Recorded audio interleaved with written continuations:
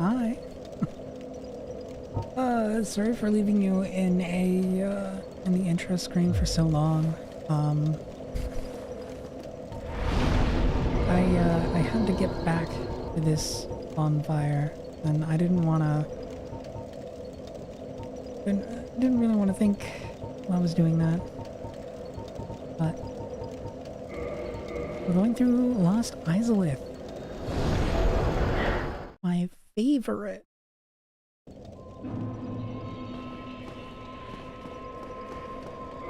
Can we feed our better wife any humanity?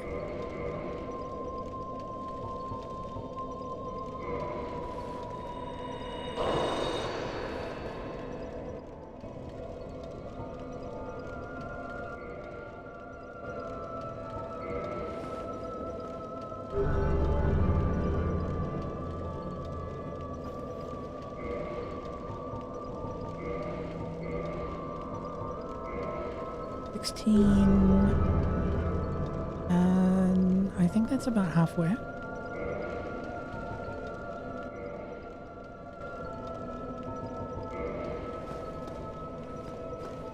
Halfway towards getting this wall unlocked would be a major help progressing through the area. I think that actually allows me to skip a couple bosses that I think I need to do right now. But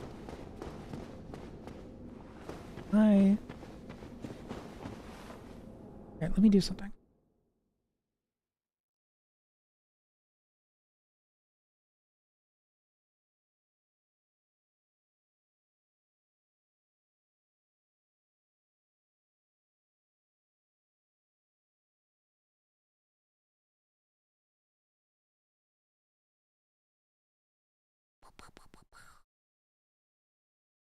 Where is it?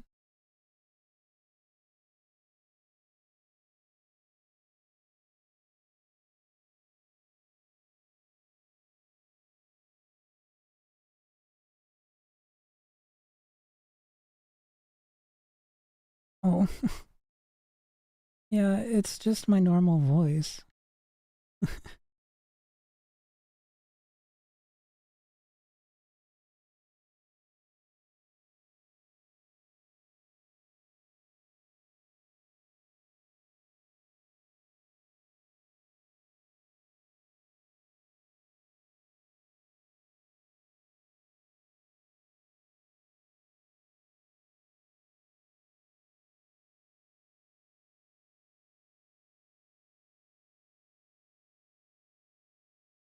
Oh, okay.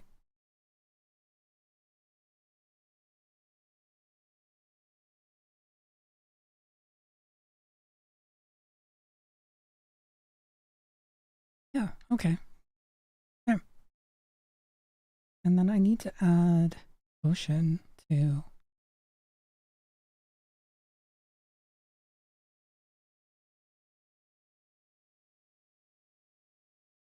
No, I'll add him whenever he gets here. But, yeah.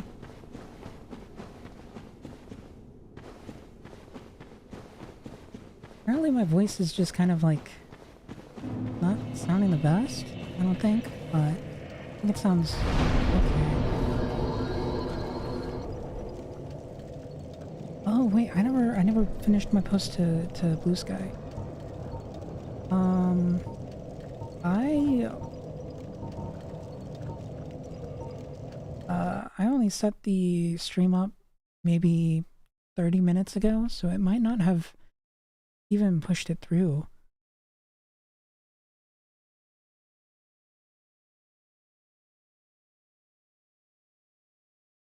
I looked at Blue Sky and I saw I got a reply, and then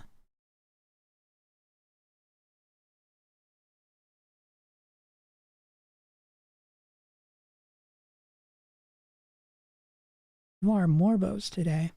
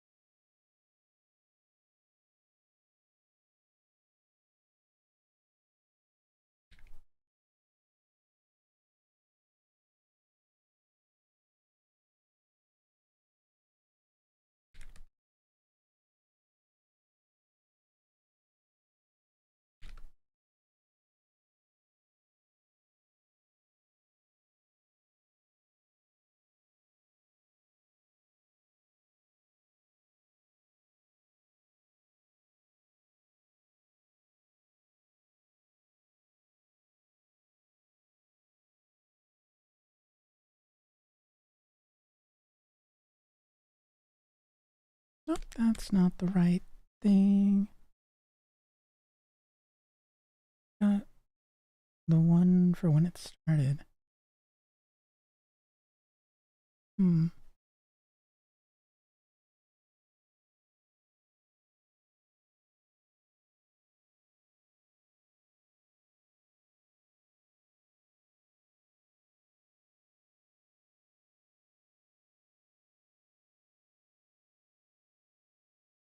And then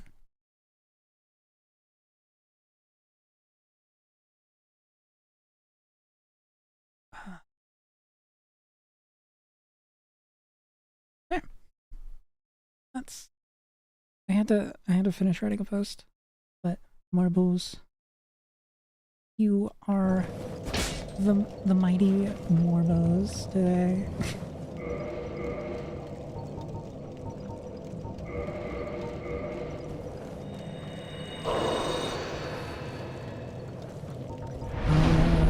I learned that I was doing the trick for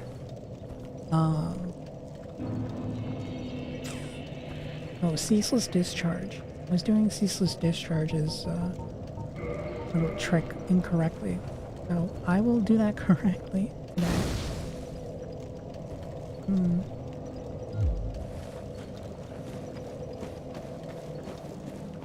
Yeah.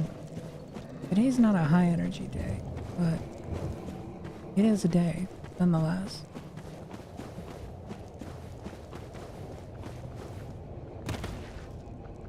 And hopefully it's a day that I can complete this freaking boss, dude. I want to get to that area down there.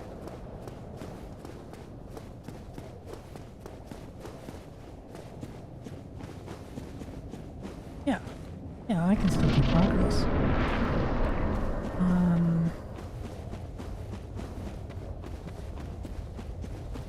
He is super far down here. So I have to come all the way to the fog gate. Like, he needs to go off of the edge there. I think I was only going around over here and trying to get him to fight me, but I need to go even further.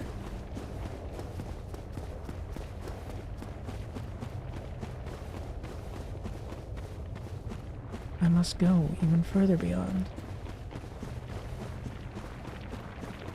Oh, yes, definitely. The runlock is the worst part about this guy. If I mess up, then he's just gonna absolutely mess me up.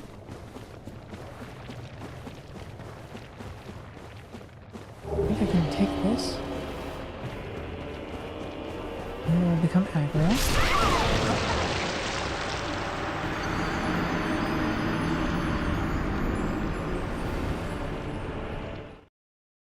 Okay. That's cool. That's great.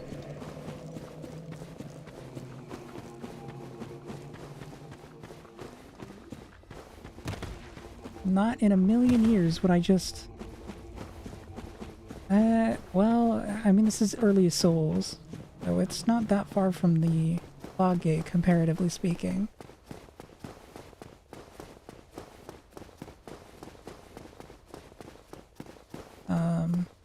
Because this is far better than the run back to, like, Nito.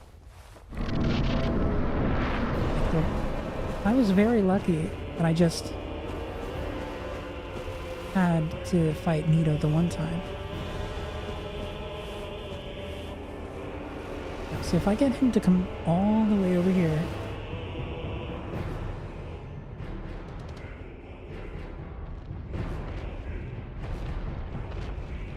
He'll just swagger up here.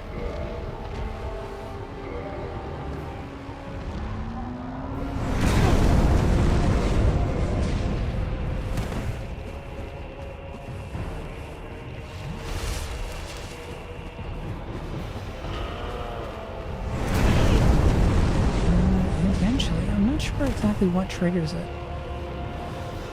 He can get closer to me.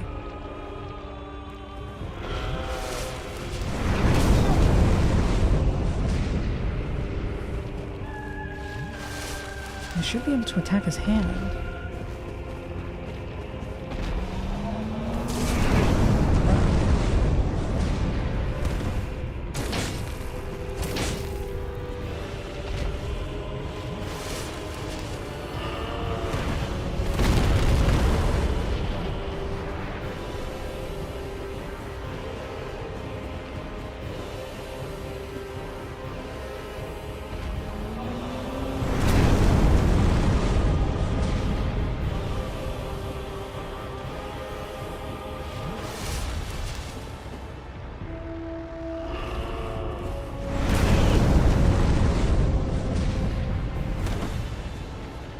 What is the trigger for him jumping over?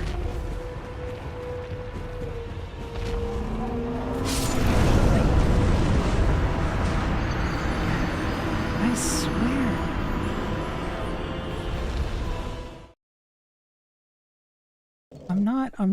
I'm not making it up. Like, he will jump over. I'm just not sure how exactly to trigger him to do so.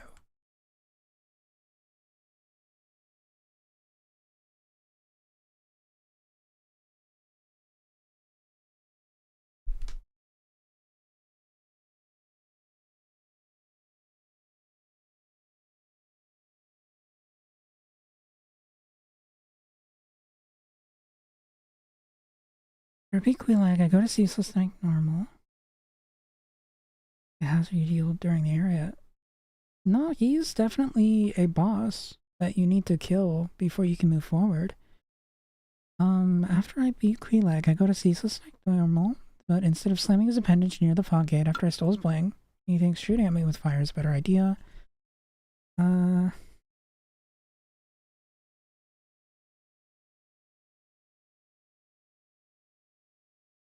This boss...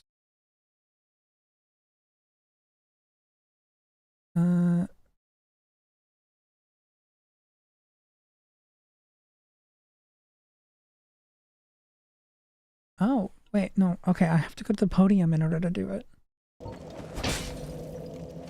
Why the fuck? Let's just one-shot you. Well, it's because I'm at an area.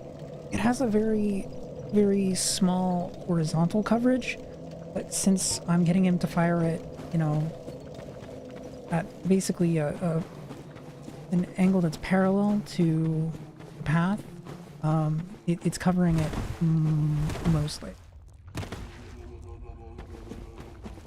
Yeah, I don't really have a good answer for that. It's just early Souls boss design, I guess, is the best way to say it.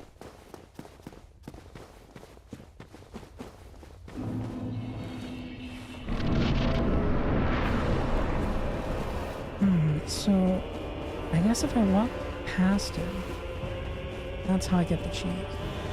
To go all the way to the podium and then walk all the way back. Or it would be a dais.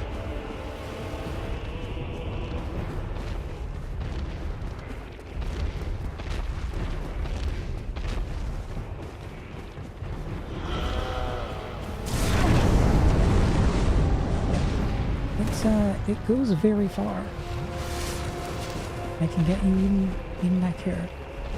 I don't think he's a very well designed block, frankly. That's why they gave you the option to cheese him. Because he's meant to be fought out here.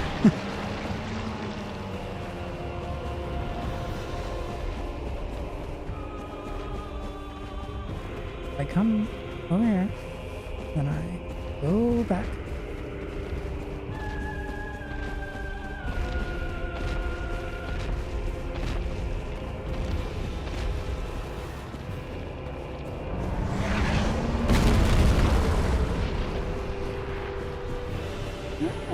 I can try. 110. Oh, if he's gonna keep doing this, then I don't have anything to worry about.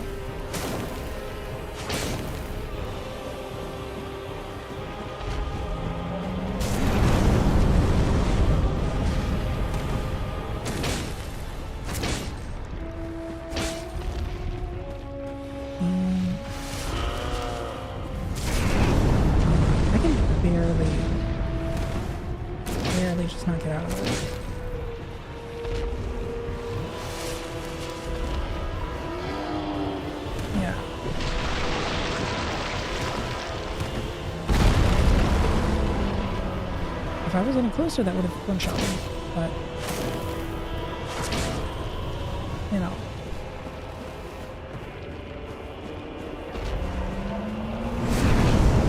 Yeah, you just have to immediately start running after that. But... I don't gotta worry about that again, I don't think.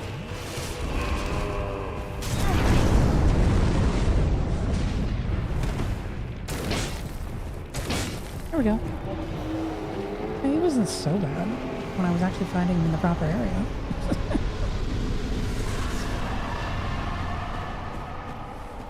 You should drop me something. Yeah.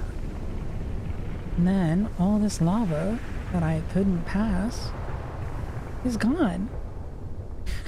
Thank you, thank you.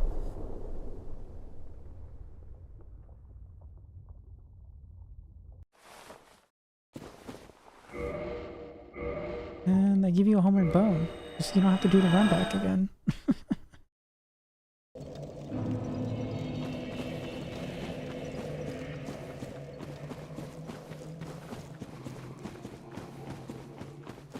Now I can actually explore the area. That's why I had to kill him.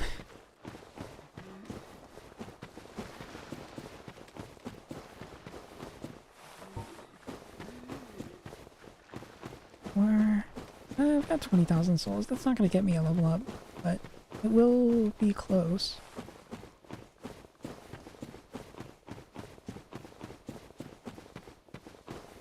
That's a lot of demons. I believe these guys don't respawn.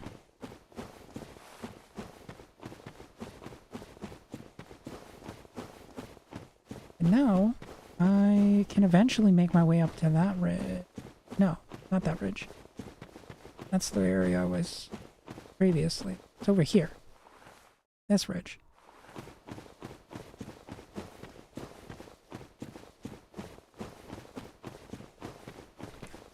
I want to say there are 2 or 3 more that are required.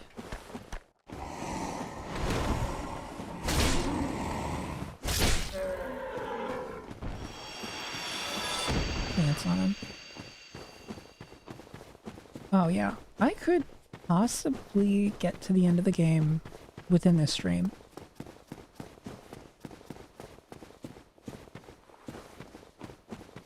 So that requires me to complete Bed of Chaos in a reasonable amount of time, and that might not be feasible.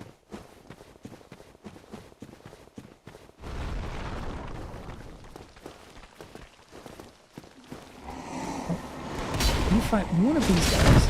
Ooh. You fight one of these guys.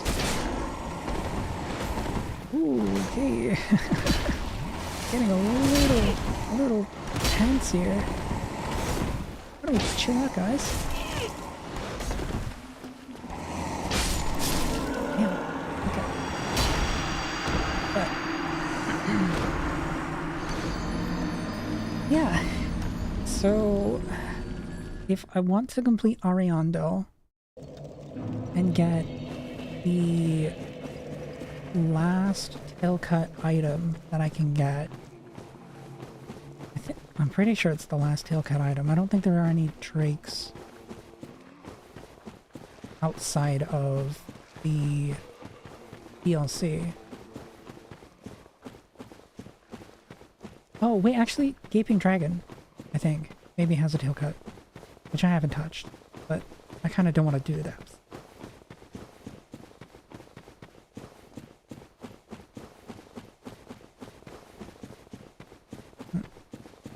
Yeah, so once I get done with this, I might just do Dark Souls 3 instead of Dark Souls 2, just because I kind of want to play a little bit of a faster Dark Souls game.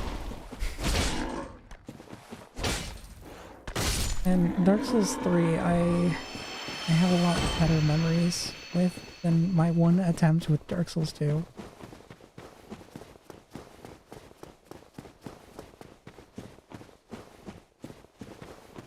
There's some things in Dark Souls 2 that I got reminded of, like the burning of ascetics to increase your game from, you know, New Game 1 to New Game 2, or New Game Plus.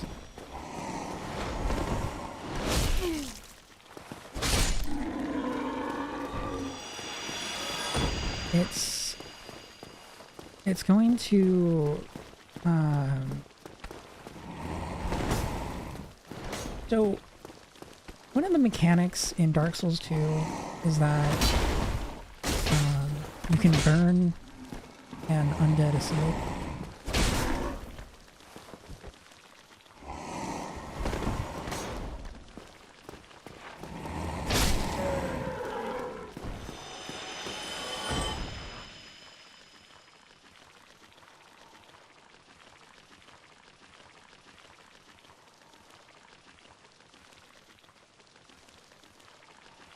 You can burn ascetics to go from the equivalent of New Game to New Game +1, and then +2, +3. I think it goes all the way up to +10.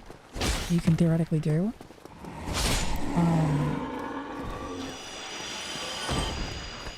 It's going to lock certain souls behind getting to New Game Plus, at least. But you can burn the ascetics, which makes the areas higher level, and then you get to, yeah, it's only area based. But you have to get ascetics for each bonfire in each area to then raise its area level, and then like that'll lock certain drops from bosses. I can kill these guys in one shot. Yeah. Unlock some of the drops from bosses to New Game Plus, like the old Pale Drake Soul, which is a little bit of a spoiler as to what the relation between these two games is. But I don't think anyone's really that concerned.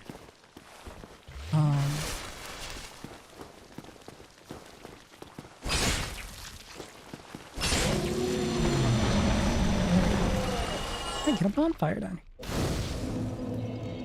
But yeah, that's gonna be the one thing where I kind of don't know if I want to deal with that right now. It's gonna be like fucking playing.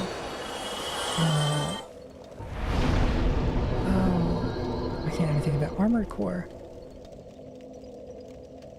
where the early entries are, shall we say,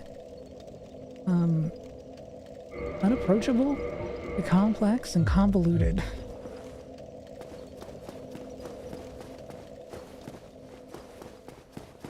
It's not gonna be super great. In Dark Souls 2, humanity,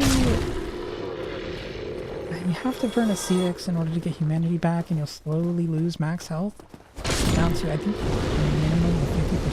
So it's not like you really want to burn ascetics the entire time to go human all the time, because if you do,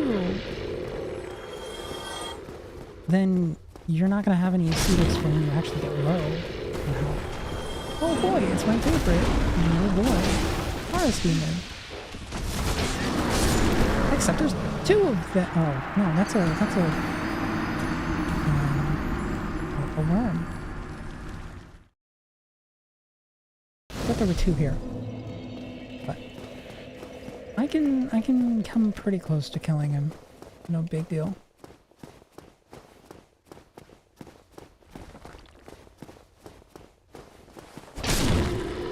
Wait, this isn't really sent to be doing this, is it?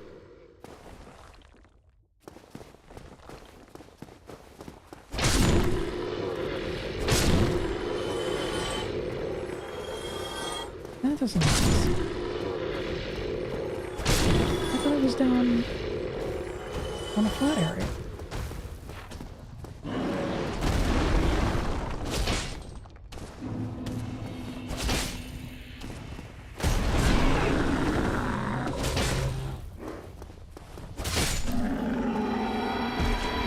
That's nice remembering.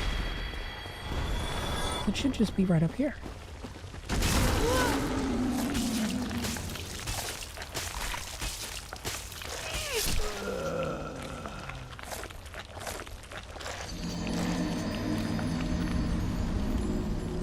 I thought I would have some opportunity to get out of that. I only played the very early game, didn't get what it was for. Yeah. Like, Xenox are not really a one-for-one for humanity. And, I mean, they even changed it in Dark Souls 3 where it's Embers. Embers are a little more straightforward. They increase your max health and then, I think, slightly increase the amount that your Estus heals. Doom 3.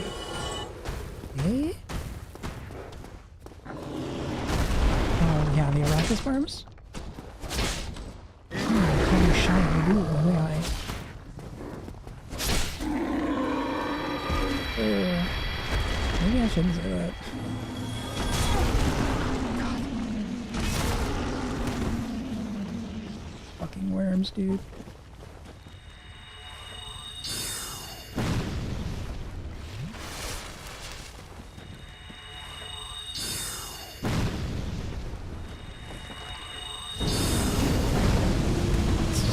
Of course, one of those statues walks up.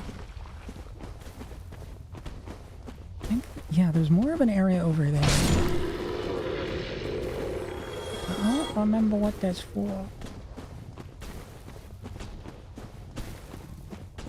Maybe I can get this guy to perform a fall.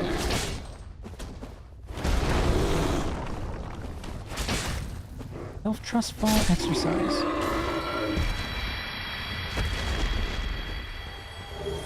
Ooh, that's a rare drop. I've gotten all of those so far.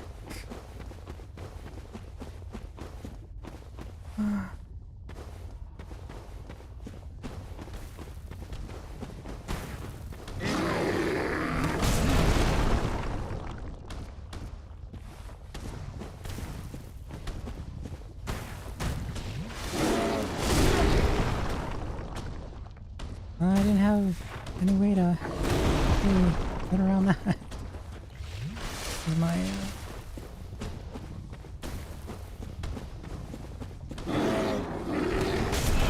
oh god.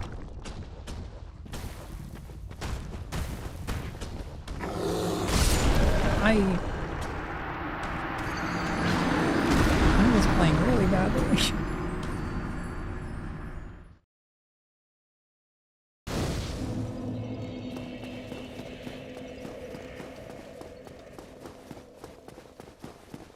But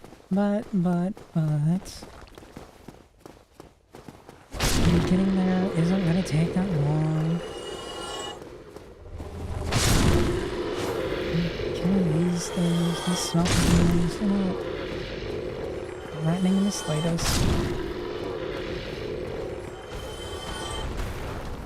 Get the worms back. I thought the worm didn't respawn.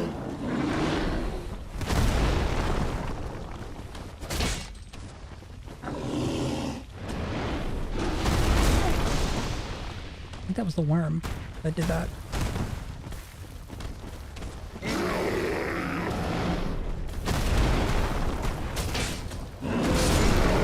Second one walked up on me.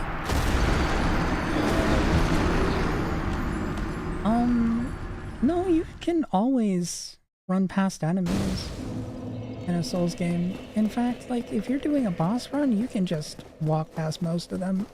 No problem.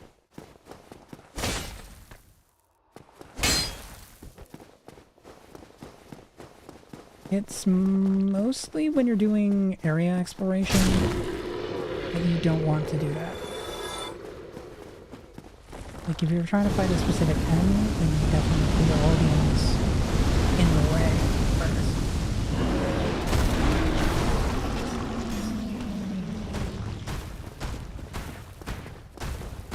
Like here, I can just run straight in. This is the catacombs. Actually, I'm gonna grab that item since I noticed it. Are you... you kidding me? Oh wait, no, this isn't the catacombs. No, this is a different part of the...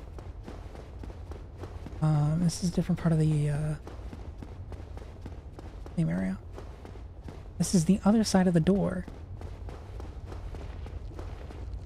Gasp.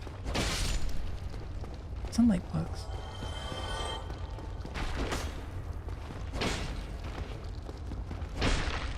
If I can hit them. But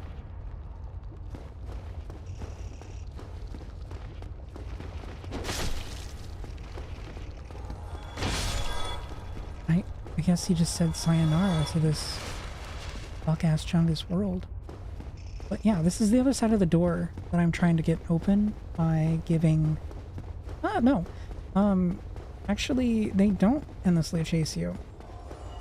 In Dark Souls 2, they have a lot longer of a chase radius, but I'd say like 90% of the enemies can't actually follow you past like 20 meters.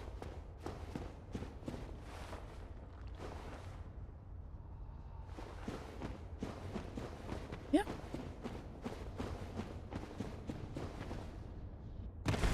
But yeah, I was trying to use humanity to open that door by feeding it to Spider Wife.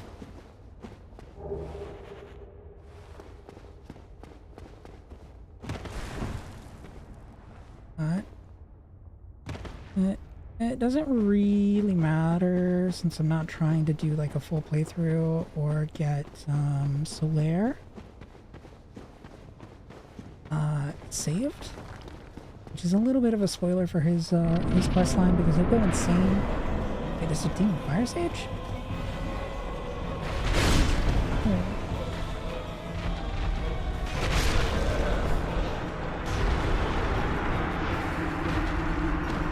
I got knocked down, buffered the roll, and then it still didn't go in fast enough. You see? Oh, whatever. Whatever, dude.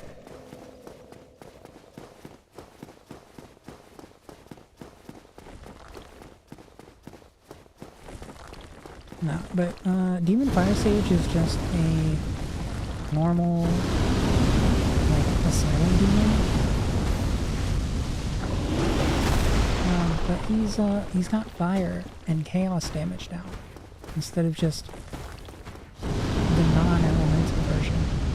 Instead of just big bonk, he's a big hot bunker.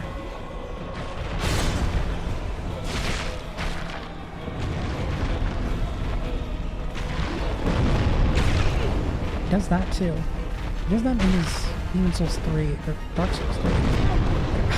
Caught on his feet.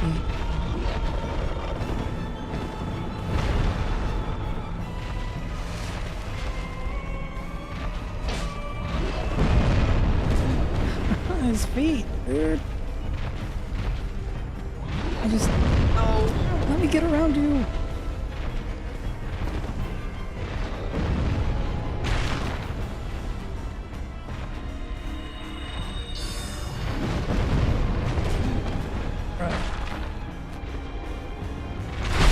This shit is just AoEs. Yeah, it is from Demon Souls as well.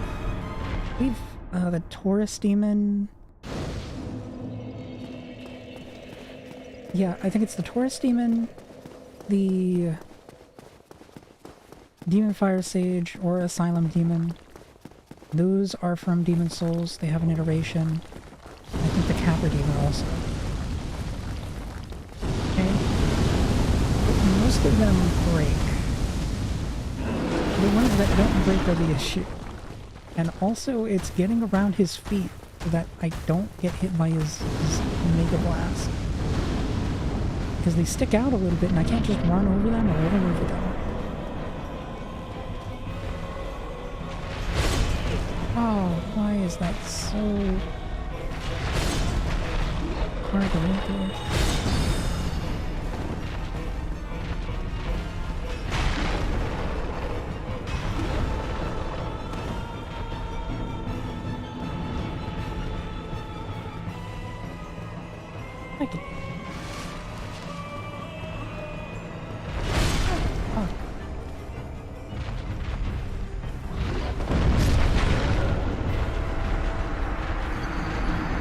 saw him start casting it, and I knew I was just dead.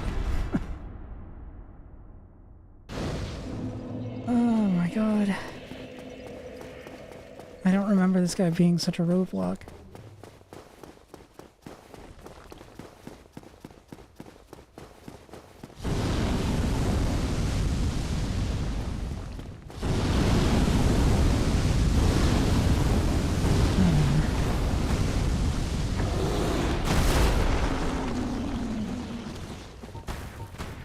I don't have 40 decks.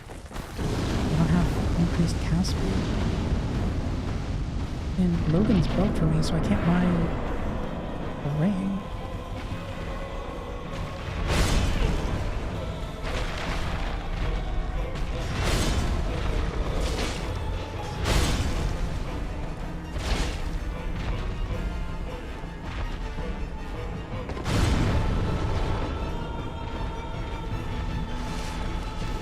You just have to break lock on.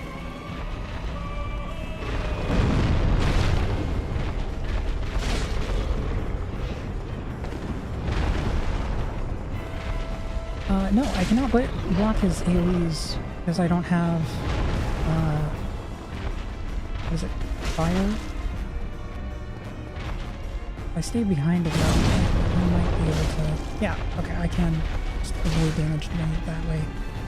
Maybe his feet prevent me from moving.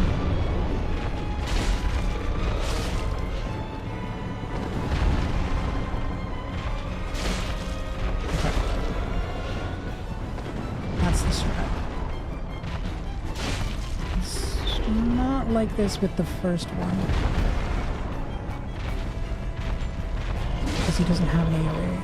But I remember this from Dark Souls 3 after I thought about it for half a second.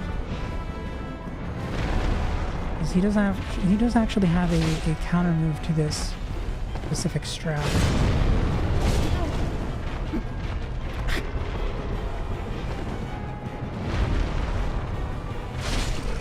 Okay, but yeah, I can't block his AoE just because it does too much damage. It will completely deplete my stamina, and I'll still receive 50% damage. Oh, okay, no, it's 70% block. If this was Neo, then I'd only have to worry about my stamina. But with my shield, I get 70% reduction, or yeah, 70% reduction, and then with this, while I'm guarding, I only get 40% reduction. Because that's just considered fire damage, not magic damage. Also, I think chaos, technically. But chaos doesn't have an inherent damage type. Also, there's another boss gate. Guess what's behind that one?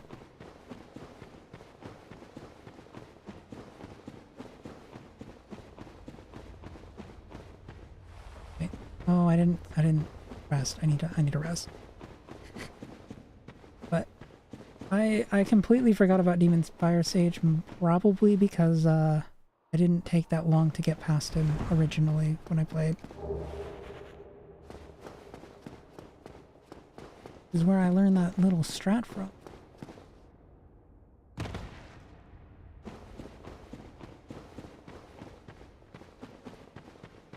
But this should be meant to be Demon, who is notorious for being annoying.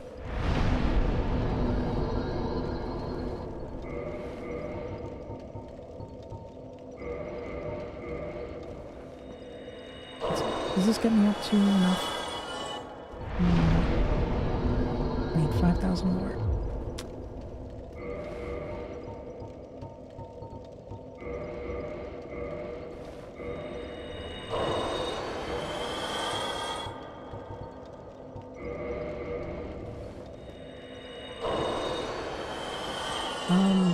Yeah, I don't remember exactly what build I used, but I just used the same strat. I think I've always used greatsword, but I just ran behind him, and then he died. They hit him. I gave him back shots real good, and then he lost his mind. He went crazy from it.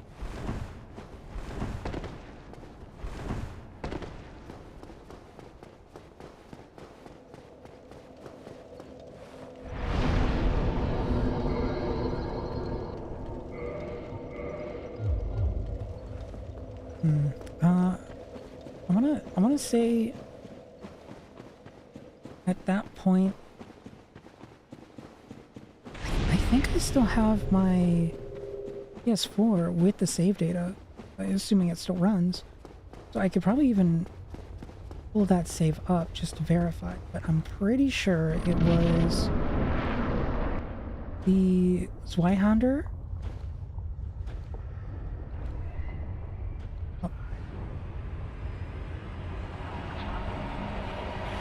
I didn't think there would be a cinematic for this one.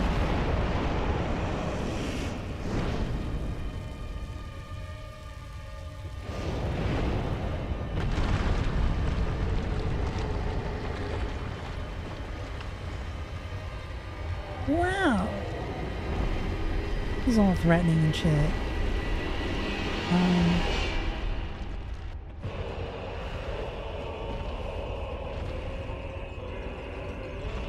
I'm gonna lock onto him. Oh, he can hit me from there.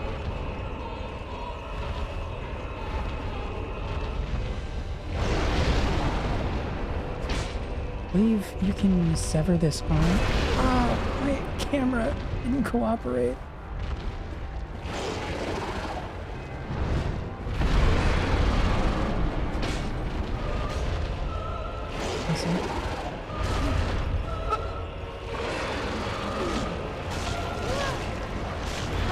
The camera is my single worst enemy.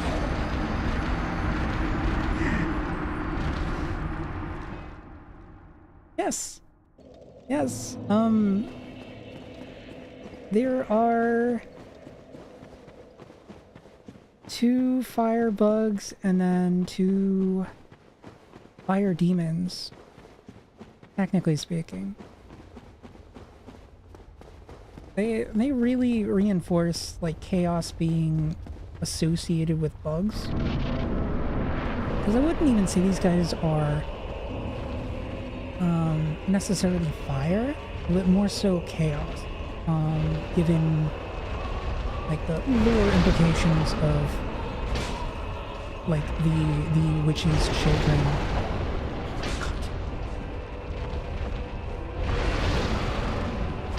I can't swing fast enough.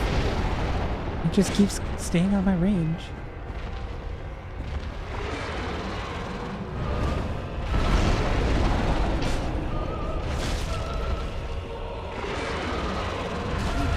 Fuck. Yeah. I couldn't even get out of the way fast enough for that. Because I have to stand, I believe, under his toes.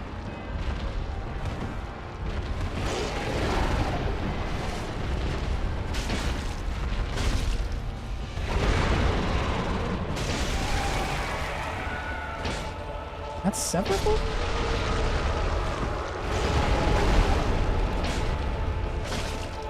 That's how you get the charge rate? You just have to kill him for it.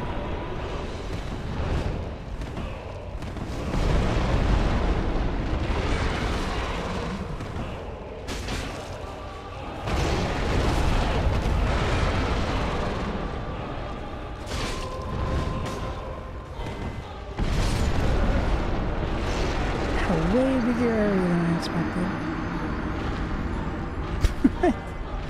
But I have the orange charge ring, so that means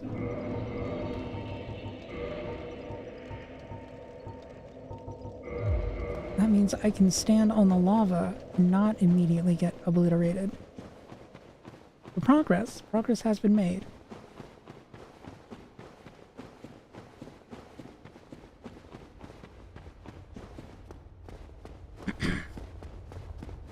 I'm thinking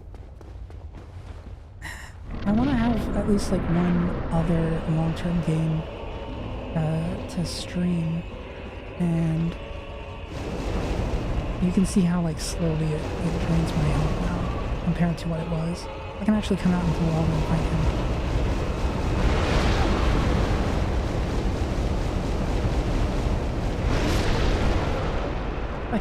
If I can roll out of the way of his attacks. But yeah, I want to have a couple more long-term games that I can play, just like swap them out over time. One of them that I was thinking about was Minecraft, doing Minecraft mod packs. The other one was probably going to be Cataclysm DDA, just because I think that game is cool as hell and is very long lasting. There's so much shit to do in there.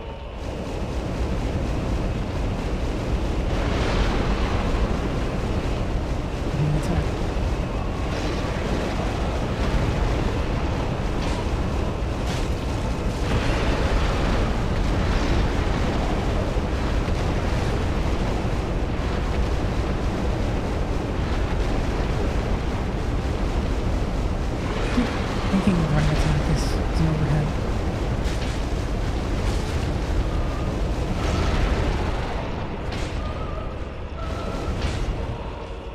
Turning.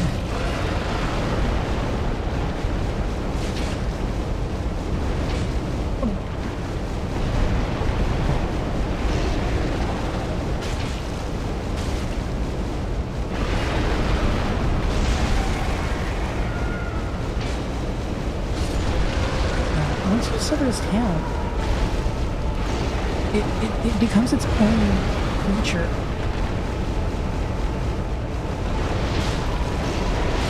There we go. Okay. I just had to get the orange charge ring equipped, and then I can walk out into the lava and not have to worry about shit.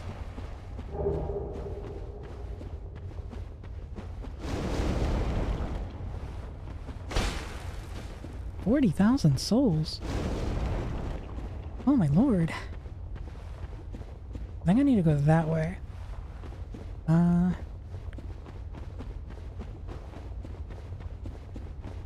think there's an armor set over here. Maybe?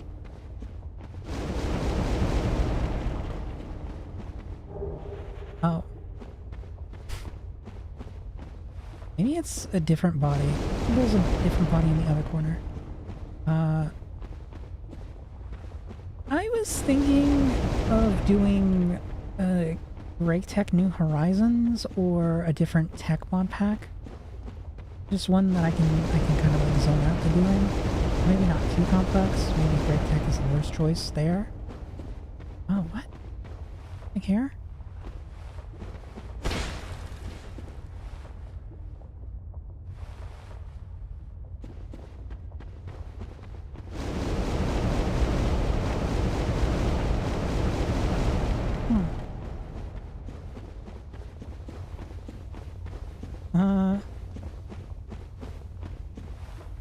So there, doing down in hell.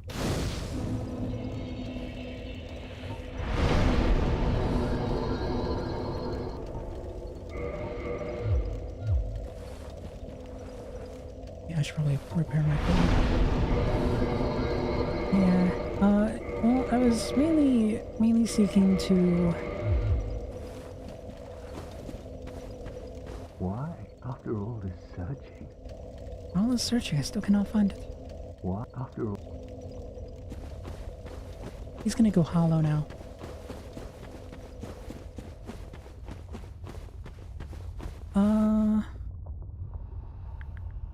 I think. This is a massive chamber of lava.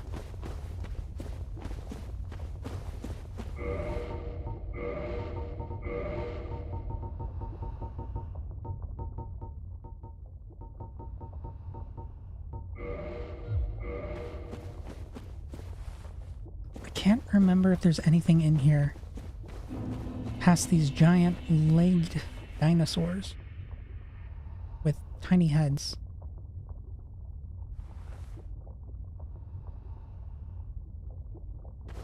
They're really demons, but I mean, you gotta say the resemblance to a T-Rex is kind of there. Since I don't have any souls to worry about.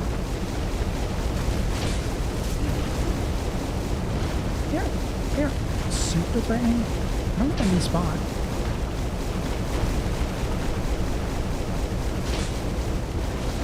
Oh my god, yeah, I'm hearing the walking cycle play back, and that is fucking loud. Yeah, if you go hollow, then...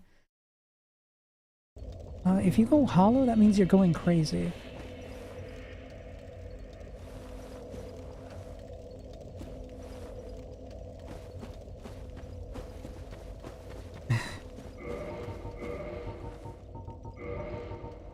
Yeah, I might just have to do this for a little bit.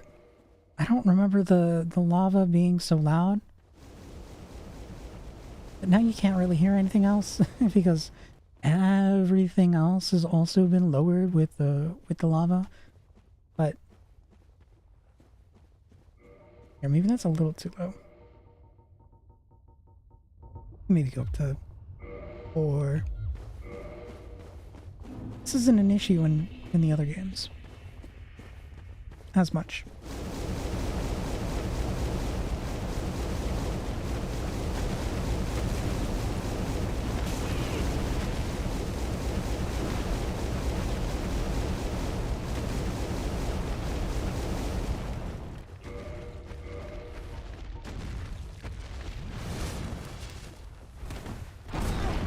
It went through the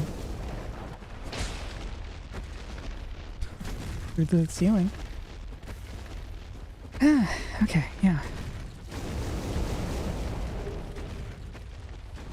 I think the reason it's so loud is that it's stacking each individual...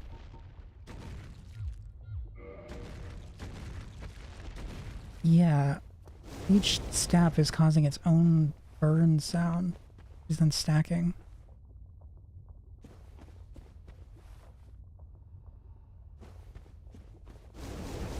But a lot quieter now. Yeah, so my plan was to... That's the sound of... Nah, it's the burning, it's the burning.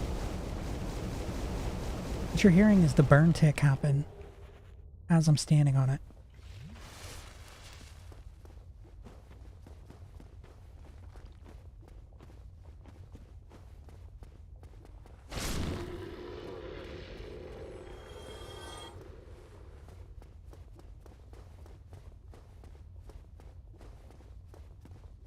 I can't remember what's over here really. I'm just gonna explore a little bit.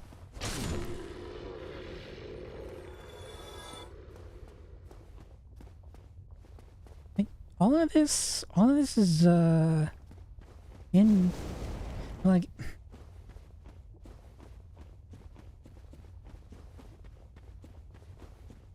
I don't want to spoil what Dark Souls 3 is about, but I can say a lot of this that is in Dark Souls 1 is in Dark Souls 3, and that kind of makes me want to play Dark Souls 3 before I play Dark Souls 2, just so it's all like fresh in the mind.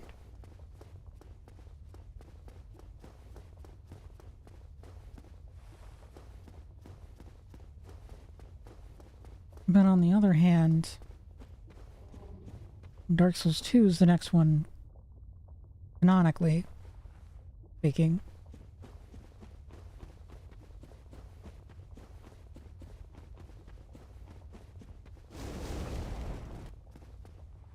But yeah, there's a lot of stuff that I would like to talk about regarding Dark Souls 3 and the lore of Dark Souls 3 that I can't really touch into because it ties into Dark Souls 1 and its multiple endings and what the meaning of each one is. And I don't want to spoil what the meaning of this You're safe. What the meaning of the ending that I'm gonna get is.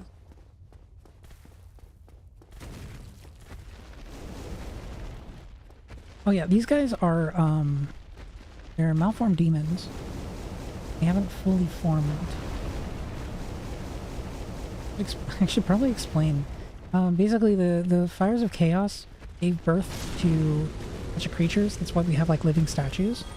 And most of the demons are just that. They're statues. But these big ones, they are malformed because they weren't fully constructed. They just kind of replicated themselves. I don't remember where to go in this area. It's massive.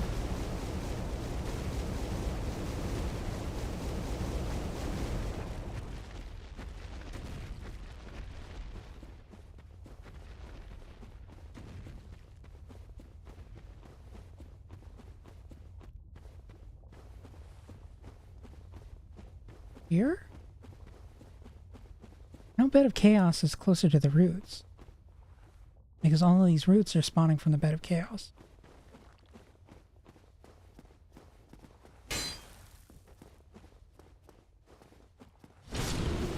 Yeah.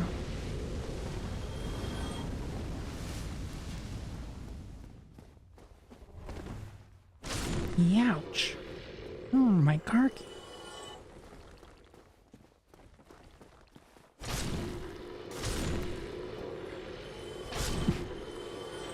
Owen Wilson looking for his car keys and he finally found them. Wow. My car keys.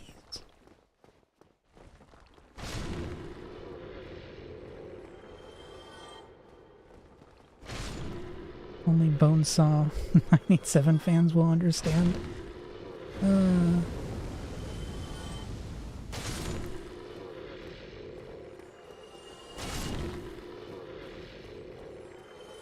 Yeah, don't support him in the slightest.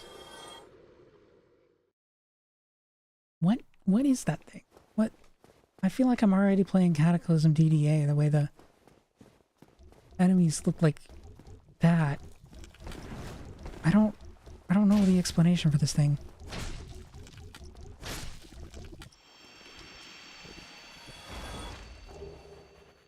Red Titanite chunk.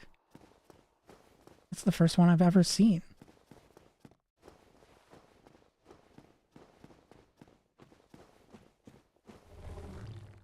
Where's the bonfire? Gasp!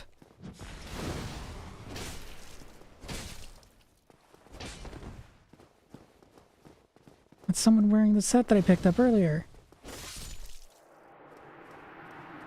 I don't think that's anyone important. I think it's just a holo that's Pyromancer. Isolith Catalyst.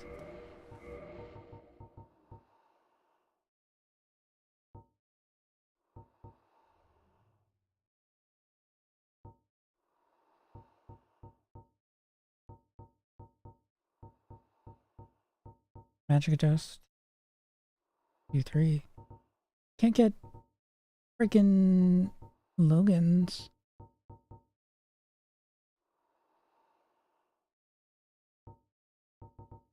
I think Beatrice's has better. I think maybe.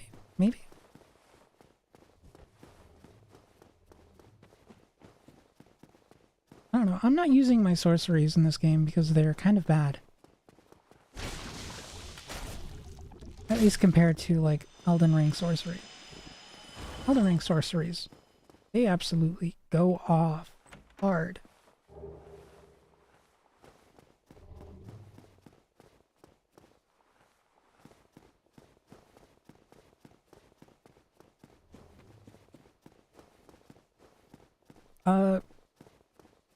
I'd say Pyromancy is probably the best class, but for sorceries and miracles, they just don't work well in this game, I don't think.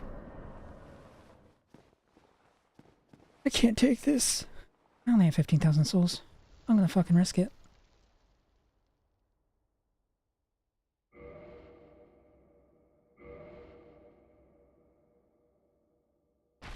Ta-da! it's the boss.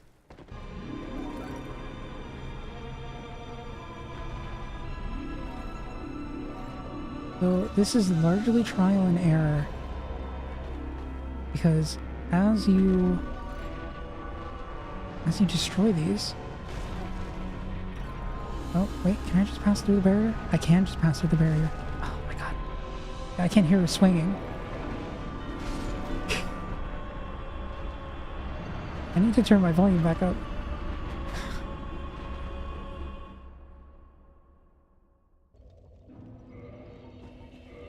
Oh no, I have to try to go all the way back. Okay, I'll wait until after I get out of the lava area.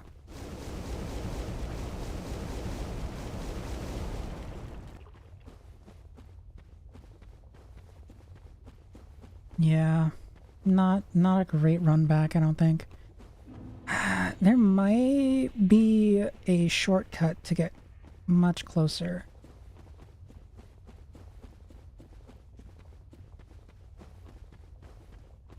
I do not recall where it is.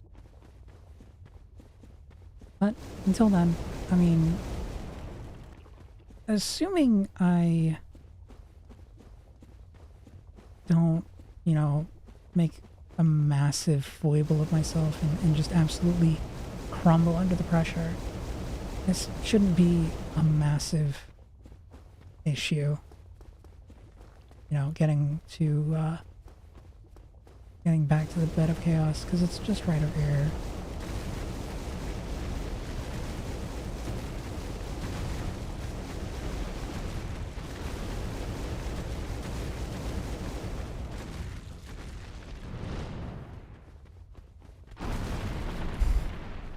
He came very close to hitting me.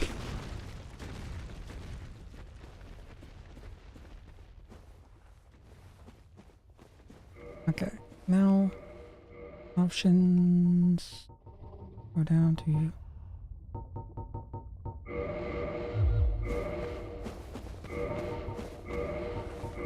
That'll do that.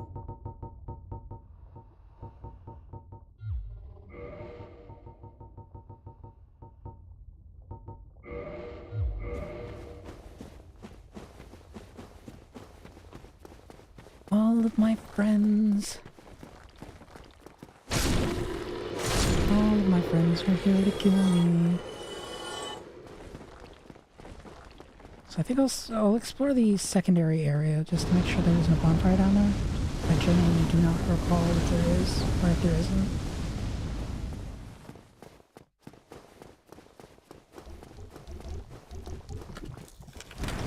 Oh, this guy respawns.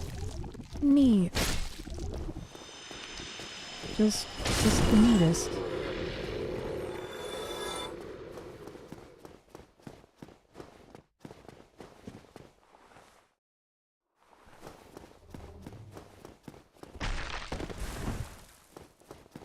Where does this lead?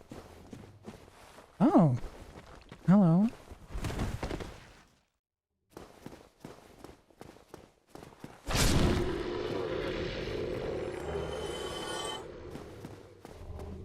What crazy, wacky shenanigans am I gonna get up to up here?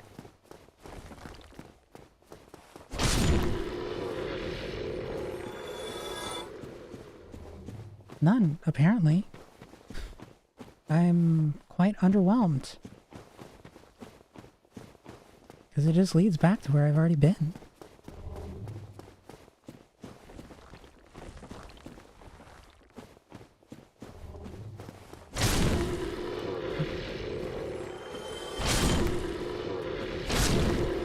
I might look this up if there's a bonfire up here.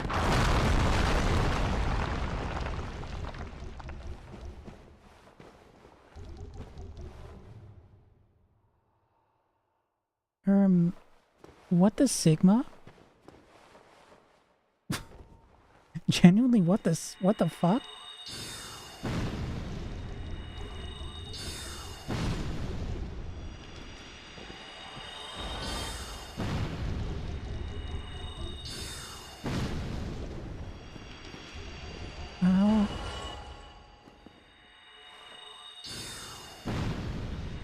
That floor didn't look like it was gonna collapse from underneath me.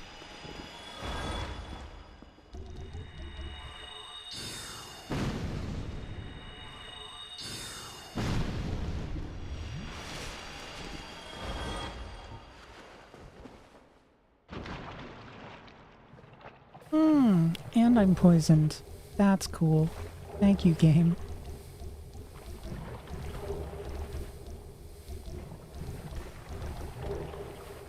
I can counter it, but I need to be able to. I need to be able to get out of the area first. I'm so slow.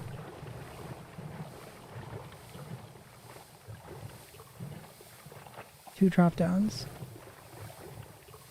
That's just death.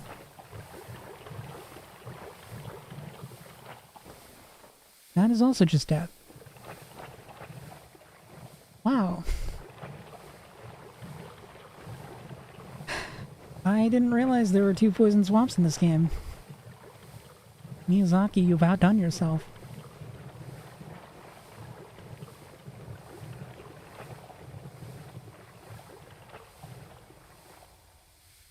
I think that's not a mimic, yeah. Well, I could have probably hit it, because this isn't Dark Souls 2. I drop down the gimmicks of this area. No, I think that's the lava. I think in specific, this one just has holes that are immediate death because of what it's supposed to be.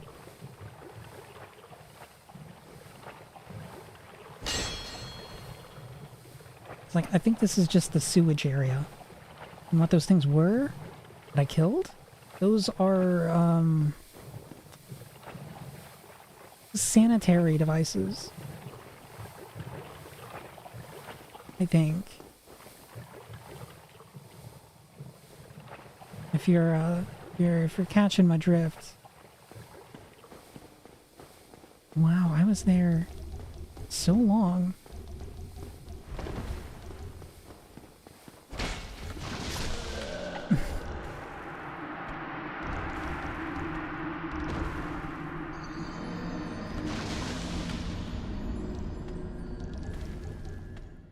Okay, I'm not going back down there.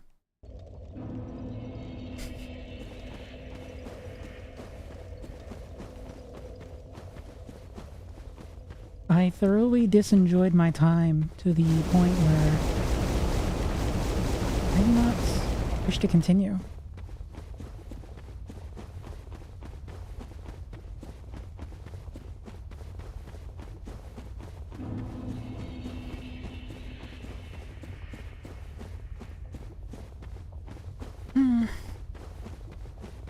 Yep. Just gotta make a really long trek back all the way there. I was just looking for a bonfire, sir. Officer, I'm sorry. This is just my lunch. I'm not sure if I have. I think I usually just get bored of a game that asks me to do really tedious things. More so than I get frustrated with a game.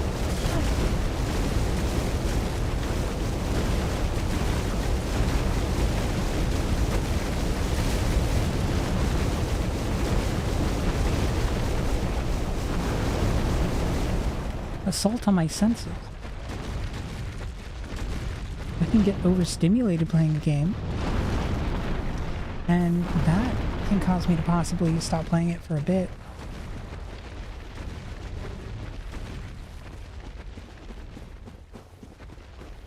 But not so much out of frustration. I mean, if anything, I'll just stop playing the game for a little bit, but then come back to it later.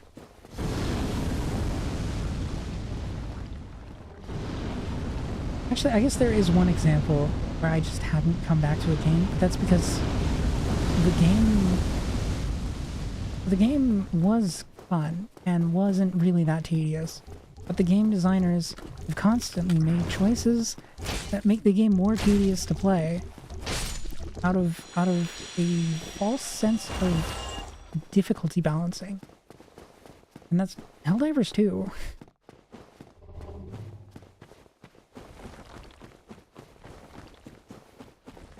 Because I've got quite a few hours in Helldivers too, like 400. Well, not by any means a small amount. But yeah, frankly, I want to say that the game on earlier patches was just fine. It was great. It was fun. It was diverse. And I thought a lot of the choices that they made were fine. But after a point, you know, getting punched in the dick stops feeling good after the first time, right? And they just keep doing it over and over and over again.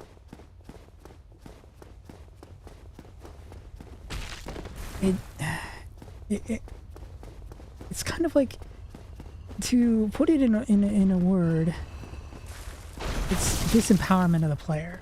Well, I guess that's multiple, but wow. But that's the main issue, is that they keep disempowering the player consistently to the point where it stopped being fun. And then when they added the Illuminate,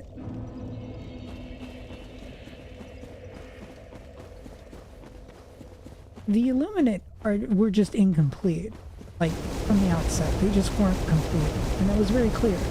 But then they added, you know, the Voteless, which were meant to serve as their, like, furthering the invasion, which I thought was a cool narrative aspect, even if it was to the detriment of just playing the game against them, right?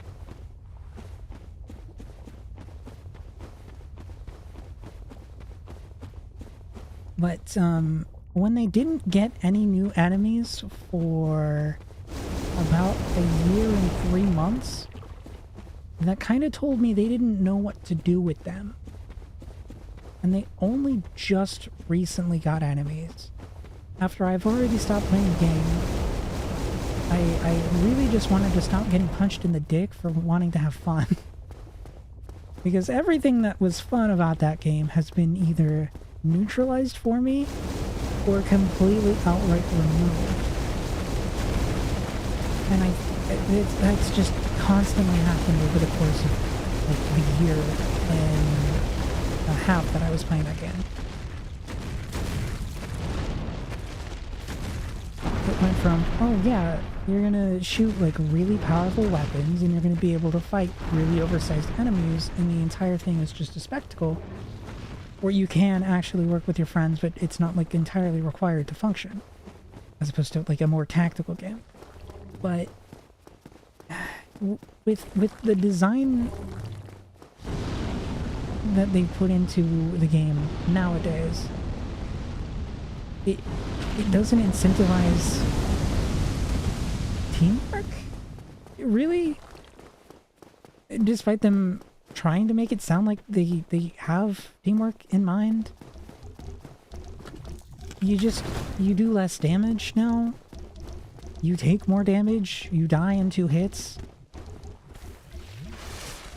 In some cases, you will die from a single hit from, like, some dickwad using a fucking staff. Unless you're impeding yourself with the heaviest armor in the game and extra padding.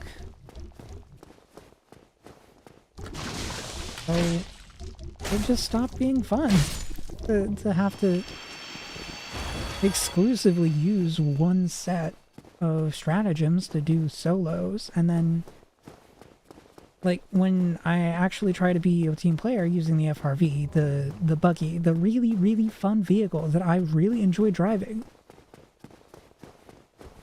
like nobody in my party would ever actually try to use it because they were faster walking on foot.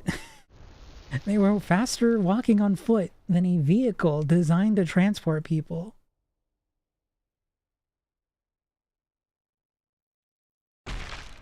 That's my frustration with the game.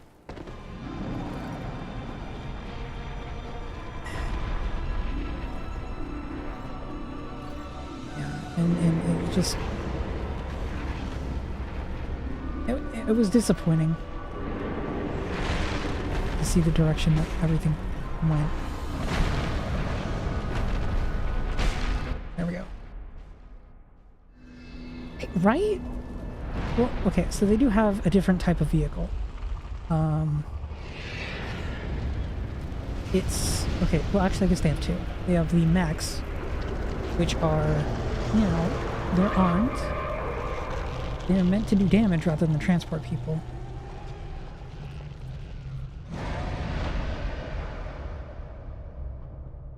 Then you have... What else? Oh. Shit. Okay, yeah, that's a gimmick of this boss. Holes open up in the floor as you damage the boss.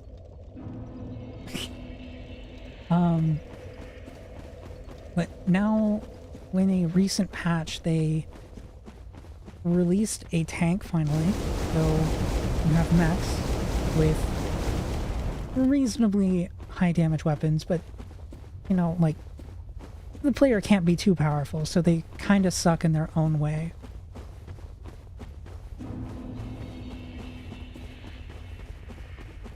And, like, the heavy machine gun doesn't actually have heavy machine gun stats, meaning it doesn't have heavy armor penetration. And... yeah. But they added a tank. They added a tank, and it requires actual teamwork, except it's made out of paper.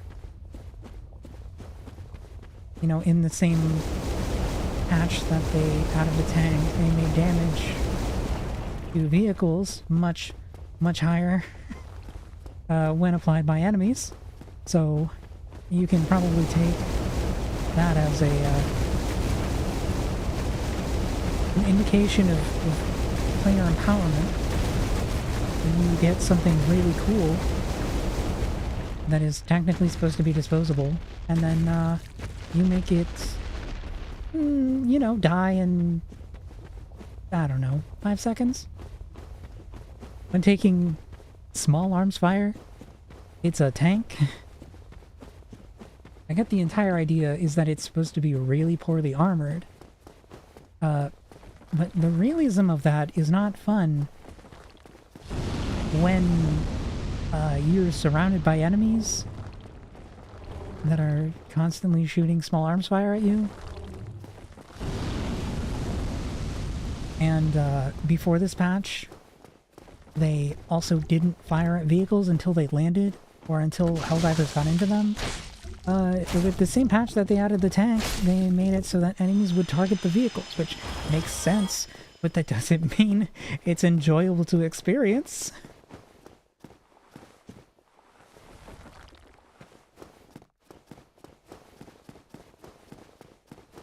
Yeah, it's the getting kicked in the balls mentality. At it again. At it again.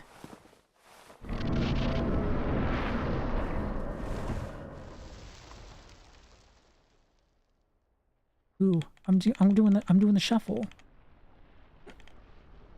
Yeah. So with this boss, you just have to target these two weak spots on the left and right, and then you can target the center. Technically, it doesn't have like any health. Oh, damn it. Technically, it doesn't have any health.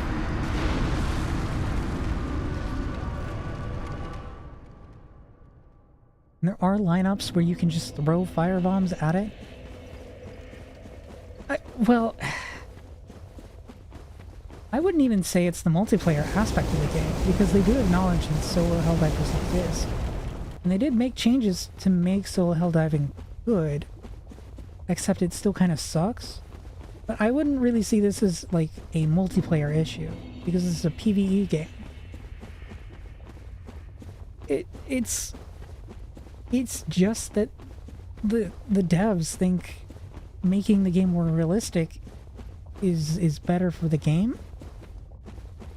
And I think because a lot of people started liking the game that they need to make it less likable for whatever reason.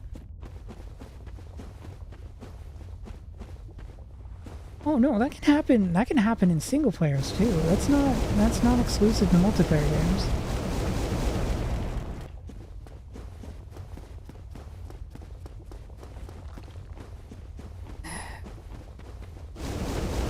but yeah, I mean, it's not as common.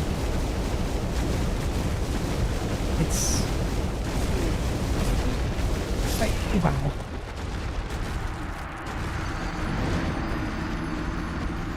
Yeah. Yeah.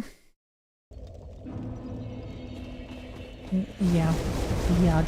Just the summation of how this boss run has been going. Getting trapped. Dying to a swing that I can't really see is coming. Yeah. I'm prepared to complete this boss and then go to Gwyn and then parry him to death.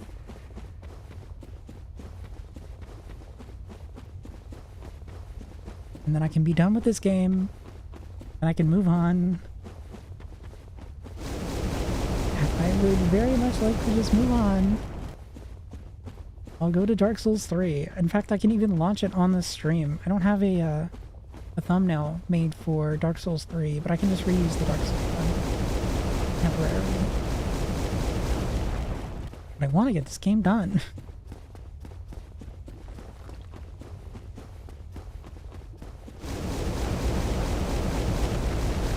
Fucking stupid ass branch.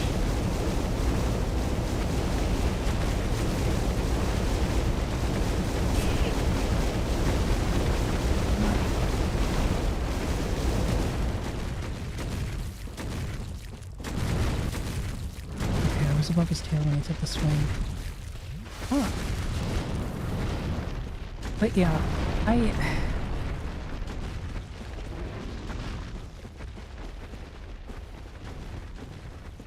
want to like Helldivers because I like what the game was. But the game has changed so significantly just because the developers thought, yes, I know what I want to do. I want to make the game worse. Actively. Knowingly.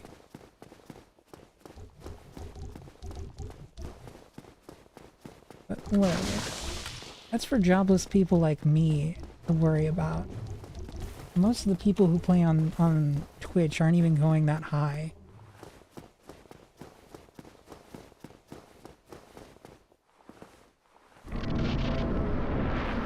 Oh yeah, and then there's the community with Helldivers. Oh god. Someone put up like $1,000 to just watch the devs play Helldive 10. I saw it coming this time. I tried to roll.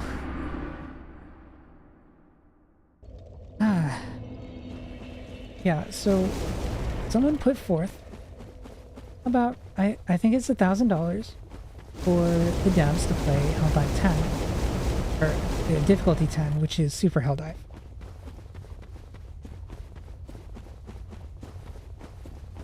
They did this on the Reddit, the main Reddit, which is actually seen by the devs, and then a bunch of other people started to like throw in money to the pot because they just wanted to see the devs play difficulty 10. Because a lot of the design decisions were supposedly meant to help make Helldive, or Super Helldive, more interesting to play. Well, the person who originally posted the armor at risk, armor's taking damage? Oh, Jesus Christ.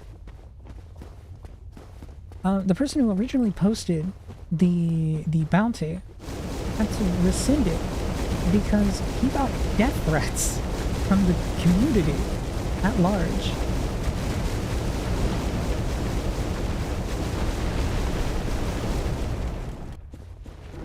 Which is truly something. Just because he wanted to see the devs play the highest difficulty in their game so that they could actually like demonstrate what they were saying in some of the patch notes videos. So yeah, that made me definitely want to stick around the community of Helldivers. And it did, you know, definitely did not make me consider just completely putting that game out of my mind. Because people are normal.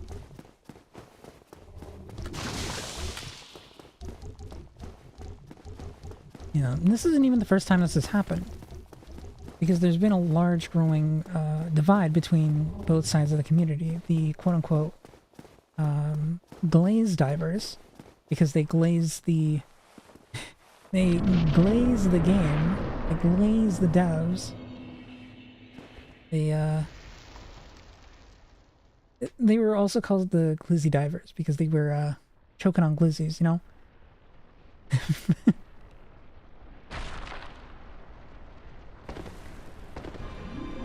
But yeah, that's an attack.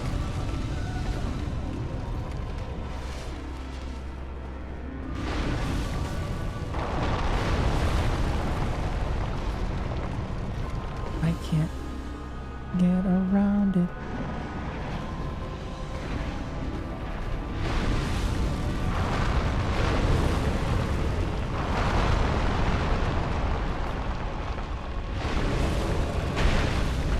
Freaking branches, man. There we go. I might have to die one more time just to get back to the center.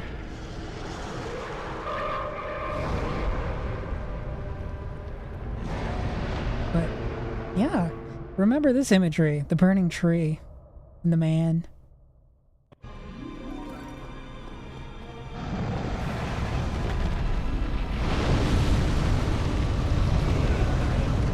That just one shot at me. Wow. But all I gotta do is run straight. All I gotta do is run straight towards him, and then I can kill him.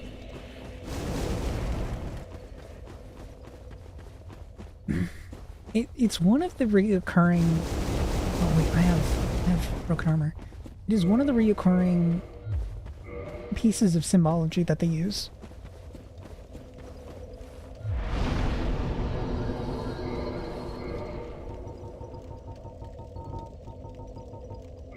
It's the burning man. Man burning for his ideals, more or less.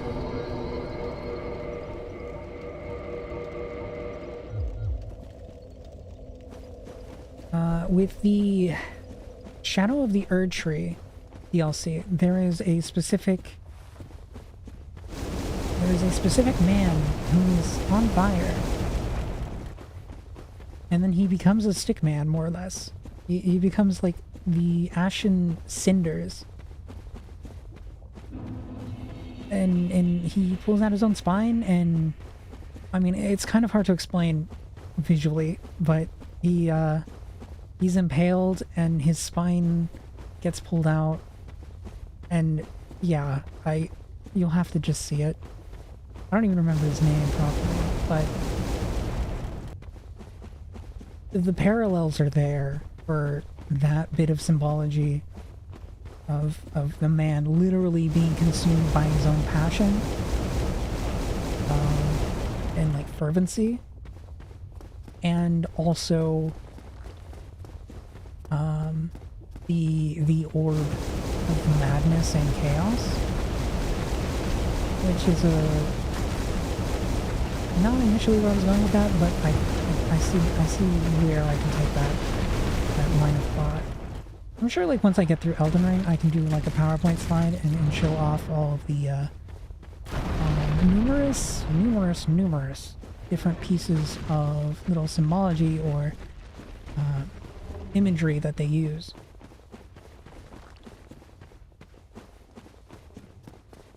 Because Miyazaki definitely has a style, and I don't want to say it's recursive or iterative, but there are definitely pieces of his lore that repeat, which I think is intentional in a way, which comes into more of its own fruition once we get to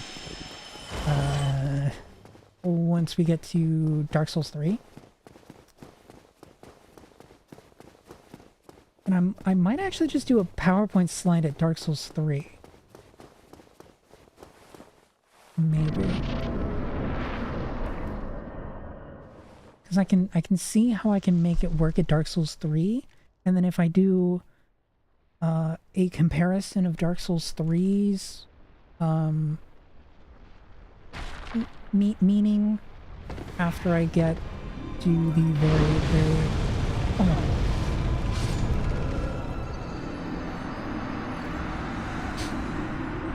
so by then I'm gonna speak theme set in stone. I'd say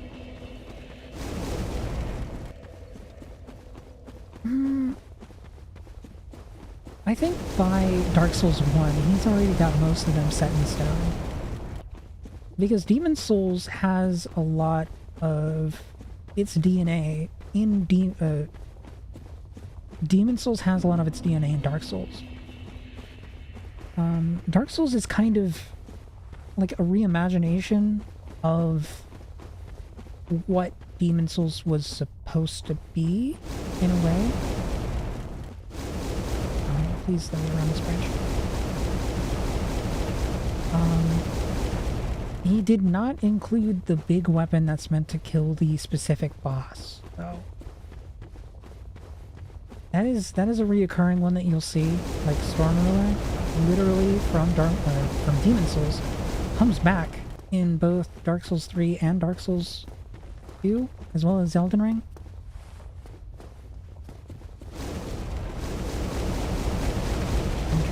As intended? I think it's more a scope issue. You have to cut some of the content that you wanted to include. You got most of the main most of the main like ideas that he wanted out, but there was an entire area cut. We just kind of took a lot of the stuff that they had already made in that extra area and then put it into the other area. But they didn't quite, you know, come out the way it was originally intended. That's why Dark Souls is the way it is, and it uses so many different resources. It's because, like, they wanted to be able to save on assets, and they could just, you know, completely reuse a lot of the stuff. And, you know, they are pretty well known for doing that. I don't know the full story about Killer 7. I won't lie. But I can look into it. But, Uli the Witch, particularly, has done a lot of data mining and, analysis of in the multiple games, like, models and assets.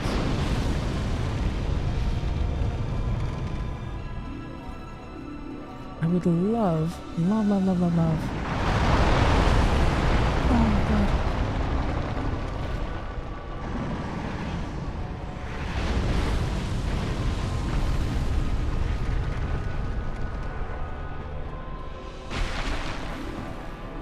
I believe I can still buy that one. Oh, I gotta quickly look at these branches. Yep. The Bed of Chaos. Just this person. Right here. Well, what was a person? It was a bug. The Franz Kafka situation.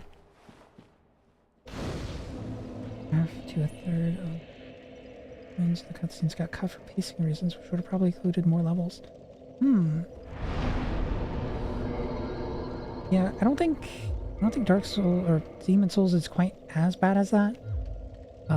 It wasn't so much pacing as they ran out of time to work on it. And it was only the one area. So they just reincorporated all the stuff that they worked on for that one area and then just threw it into other areas.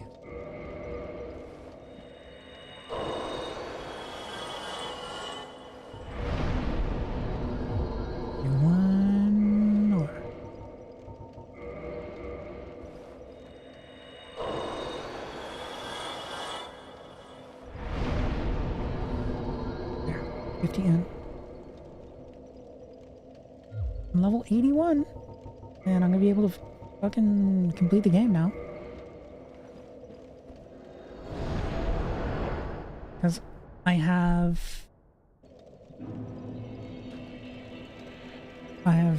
Bed of Chaos, I have Seat the Scaleless, I have the Four Kings, and I have oh, why can't I think of his name?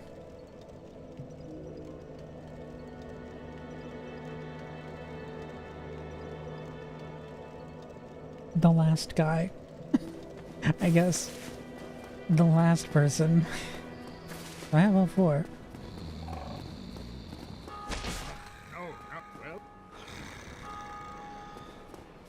Come on.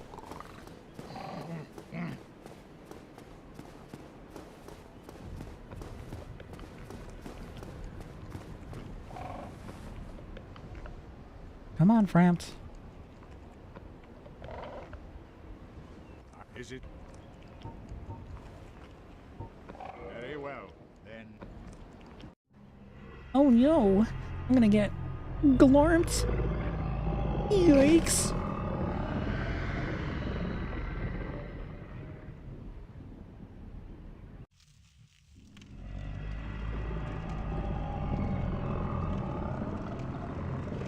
And he goes, "Tuh."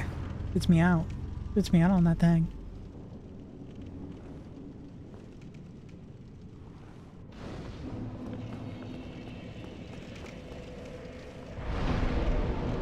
Okay, then I just hit offer souls.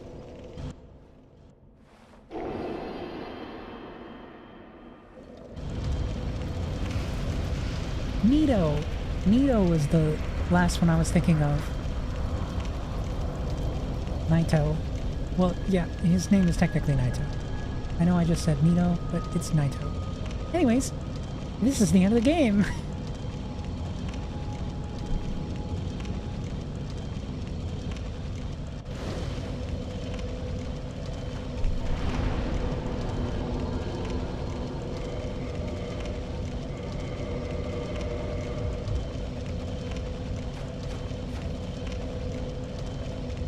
Yep.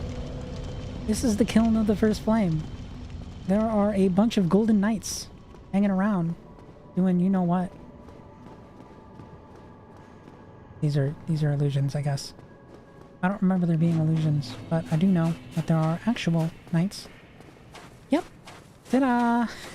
This was all underneath Firelink Shrine. And you'll want to make note of this. Here, let me go back. You wanna make note of this shape here because it's a callback. This type of style, this type of structure, is style like one in Demon Souls. Hee hee. And it comes back. Yep, it's like the main area.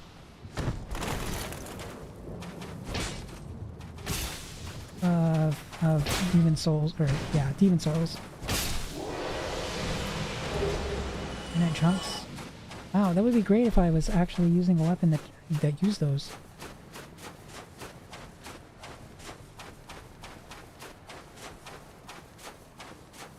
But yeah, this specific building also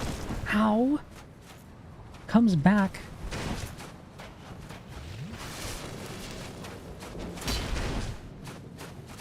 In Dark Souls 3.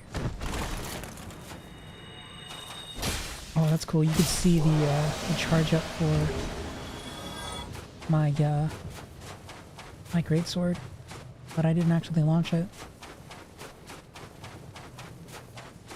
Yeah, this is the final area of the game. I just kind of walk up here, and then it's that's it. Also neat that you can see the effects of the flame being relit by wind. Because it caused all of this area slowly melts.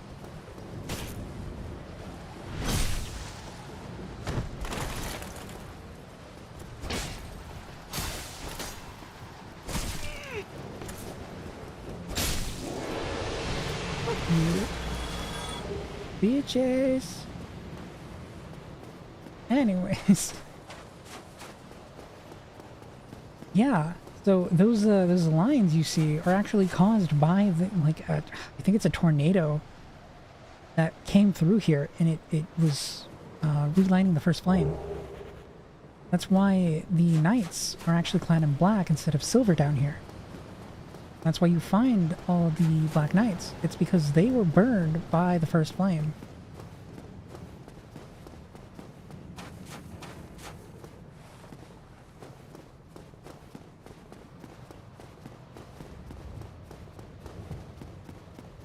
It was on fire for a little bit.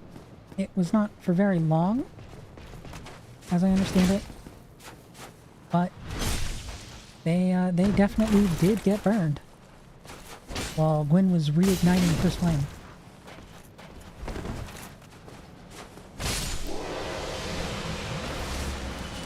Notice that I keep saying reigniting. He's still down there. But,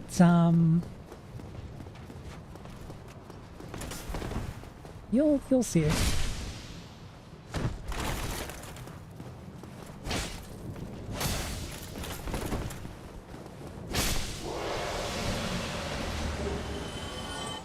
Each of these guys drops a different color of Titanite. Fun fact.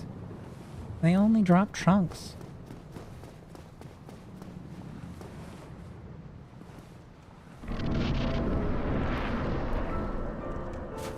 Oh my god! Pling pling plong!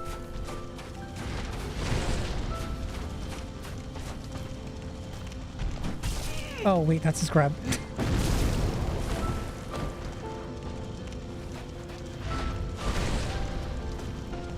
I can't parry that. Oh. I can parry that. Oh my god, it's John Souls. Ah, I fucked up.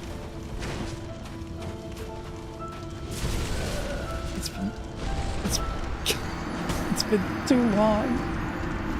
It's been too long.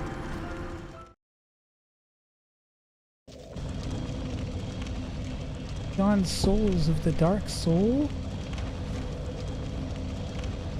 He's why it's called Dark Soul.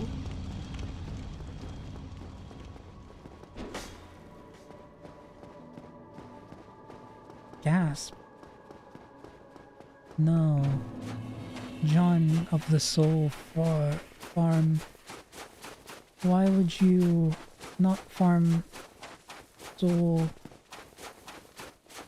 Oh, wait. The Lord Vessel just automatically gives you plus 20. Or 20 Estus. That's neat. Well, actually, no. That's because it's connected to Firelink, I think.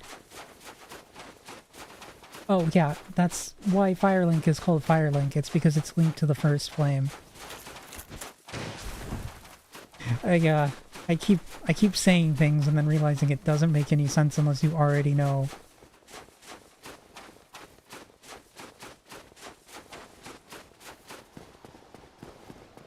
But, yeah.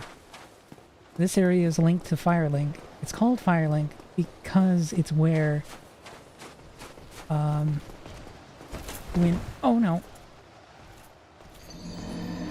When linked the fire here.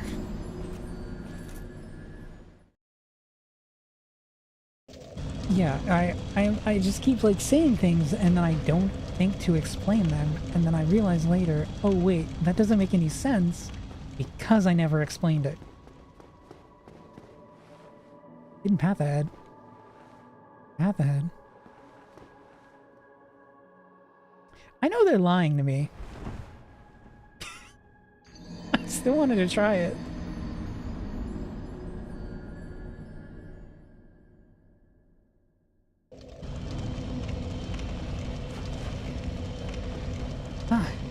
But yeah, you'll notice this is called Firelink Altered. because we are directly below Firelink.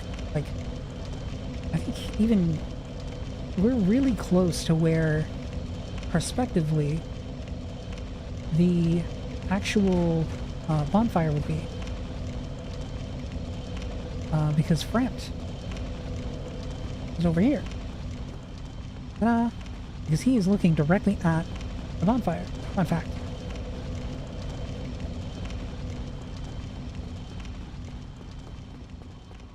Well, bonfire up top, not the Lord Vessel down below. But they're the same. Don't think about it too bad. But yeah, this imagery is gonna come back. Oh, when I play Dark Souls 3 and then I have to beat Slave Knight Gale. And then we find the Nameless King too.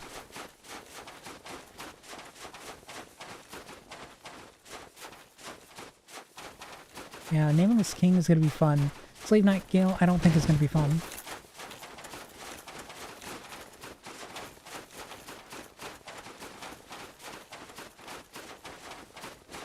I personally haven't fought Slave Knight Gale because I got distracted modding Dark Souls 3 so that I played a remix version of the game.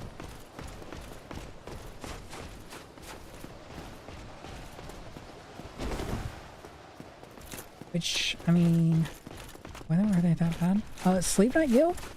Just a really hard boss. Nameless King? Really hard boss, but,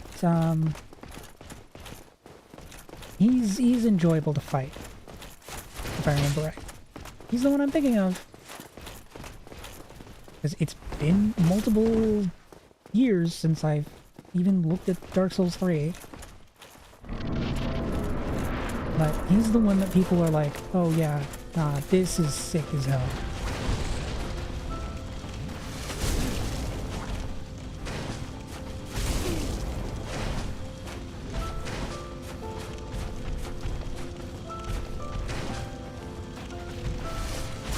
There. I don't get the opportunity to heal. I think I have to parry him and then I can heal.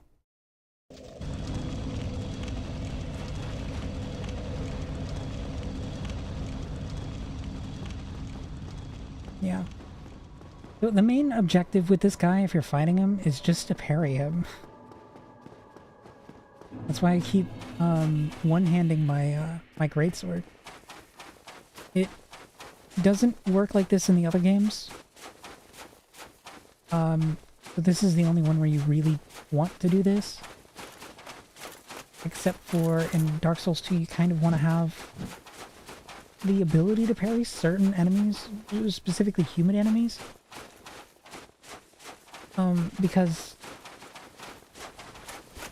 like the way parrying works is completely different and critical attacks work a bit differently. But you can't backstab anymore. Like at all. They did the right thing. They made backstabbing less effective. But from what I've seen out of Dark Souls 2, it looks like they overcorrected. Just like the Helldivers 2 devs. Whoa. Crazy.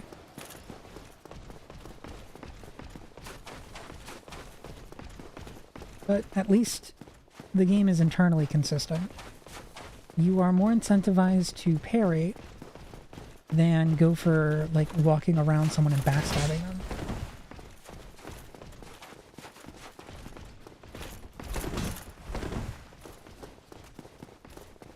Which, in this game, is entirely too effective. Like, comically effective.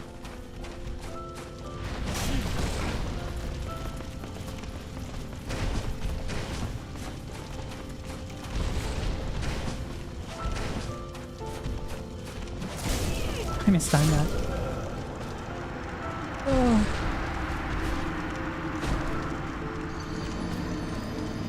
Yeah, if I just fight him normally, I could probably beat him, but I want to do it the right way.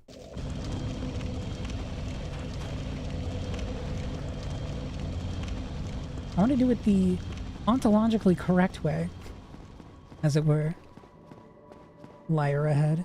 Yeah.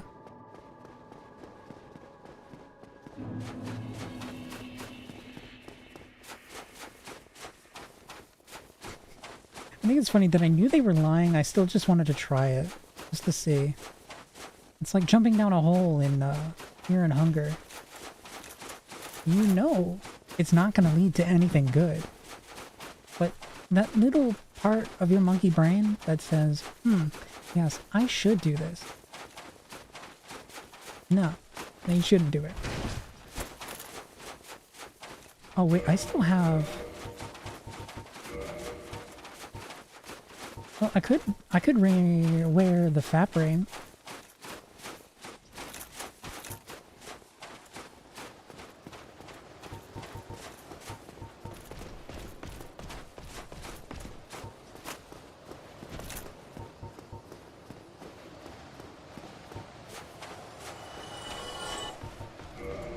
One of the knights just fell to his death. What? Two? Wait, no, two of them, I think.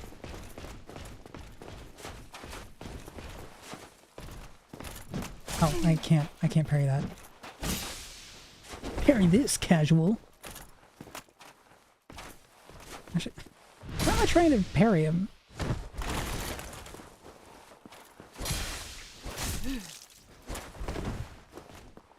I just hit him. Hit him with my big stick. And I'm getting so many swords. Jesus.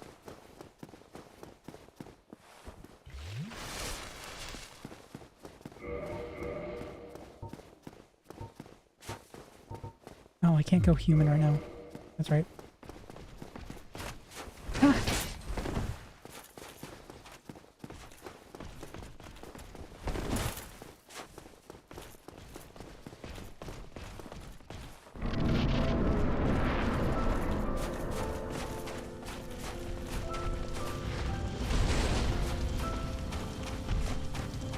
Oh, wait, that's scrub. My monkey brain saw him stop. And I'm like, yes.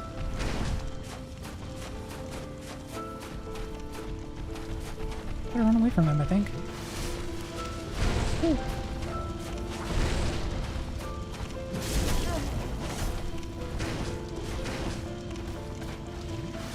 Why did I do that?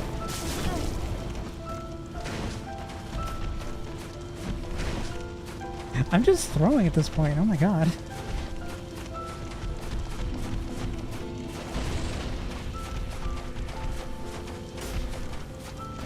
Okay, I can do it here.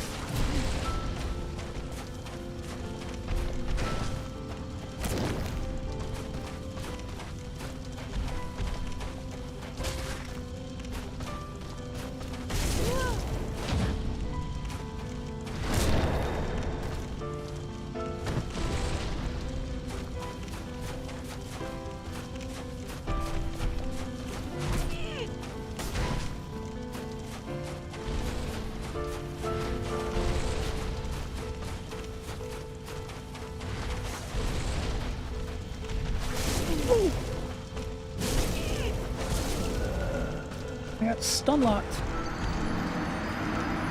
In any other Souls game aside from 2, I would have been fine. I would have been able to buffer a rollout and then I would have been fine. Nah. This guy... You know what, fuck it. I'm just gonna play it normally. I'm not gonna go for the parry route.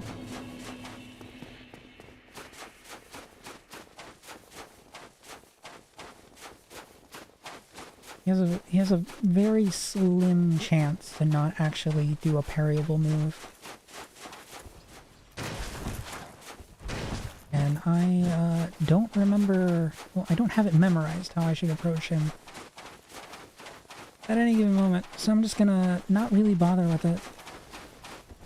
With, you know, completely changing my playstyle just to accommodate this one specific choice.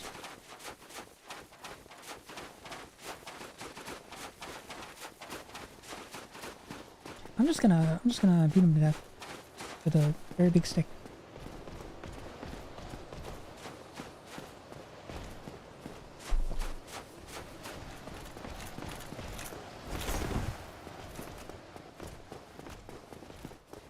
me casually taking a sip as I see a knight approaching me, and then I press a single button.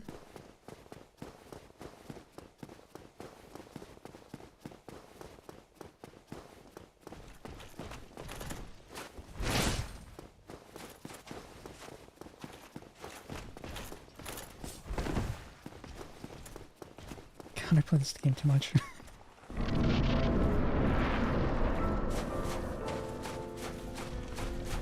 And he should.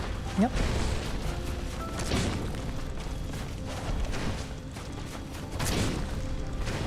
Oh, he doesn't have very high pulls.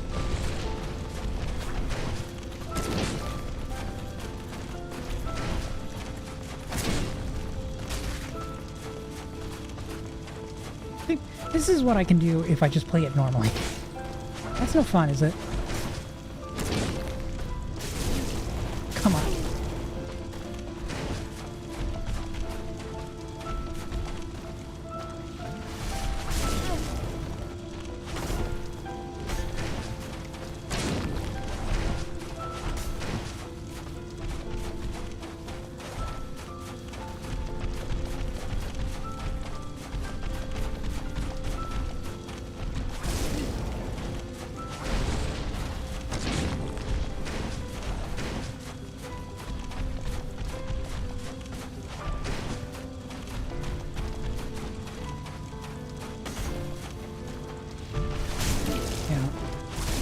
Had the... Wow. Yeah, one mistake just kind of spirals out of control, huh?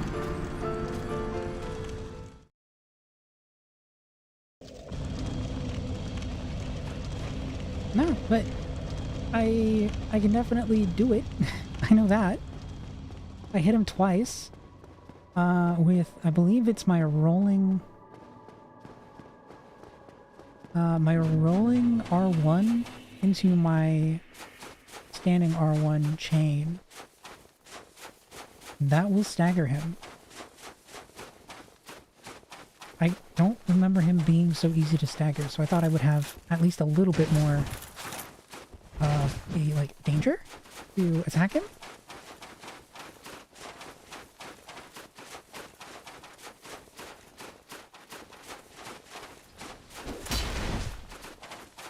I just aimed in the completely wrong direction.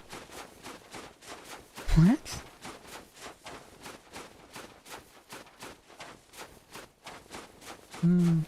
Yeah, I do have to go to sleep soon.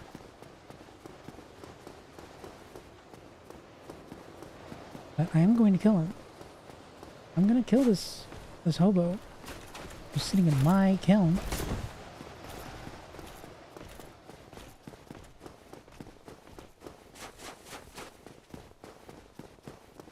And if I have to, I will evict him by force.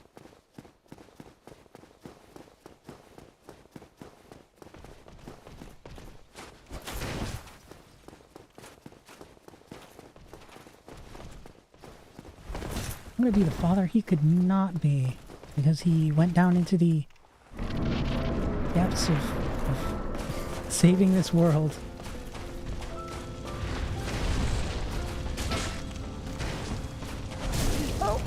I was slow to react, and then I buffered. Ooh. That is something I absolutely hate about these games. Is that it's super easy to accidentally buffer an input.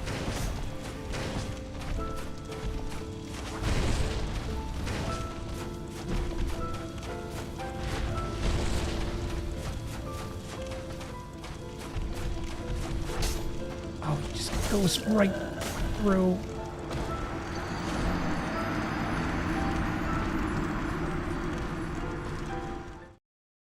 Okay, I shouldn't even try to heal if I get hurt.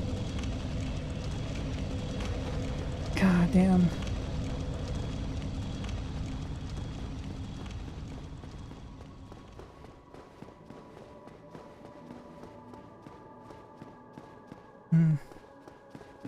But yeah, if you get damaged and you input a roll, you will do that roll no matter what. Pretty much.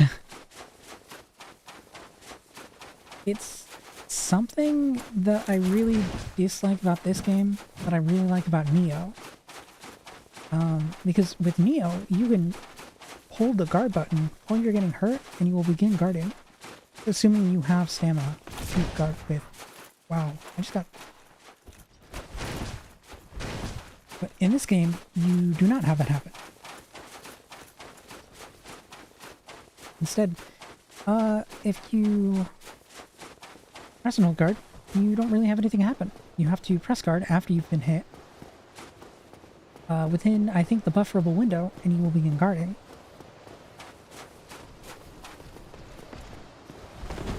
You cannot just hold it. If you hold it, then you will eventually raise your guard. But it will not be... It's, you will need to be in a standing position in order to actually hold your guard, I guess is a way to say it. You'll need to return to a standing position and then you will slowly raise your guard. As opposed to having an immediate guard raise.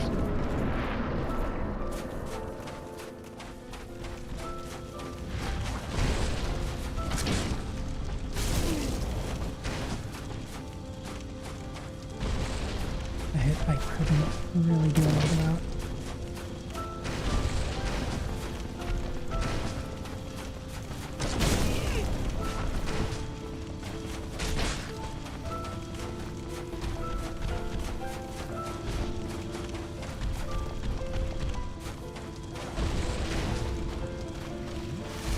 Oh, he can just breeze through those rocks. Okay.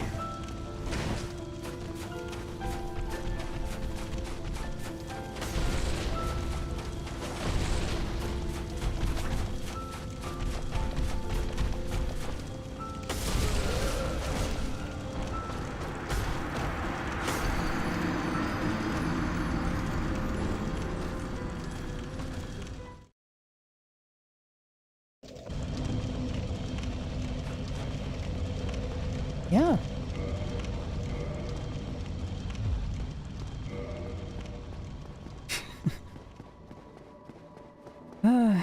I need to probably go to sleep soon myself, but I don't know why I'm having such a problem with this boss. I guess maybe it's my low health and my low armor. If I equip this, I can probably throw on some heavier armor.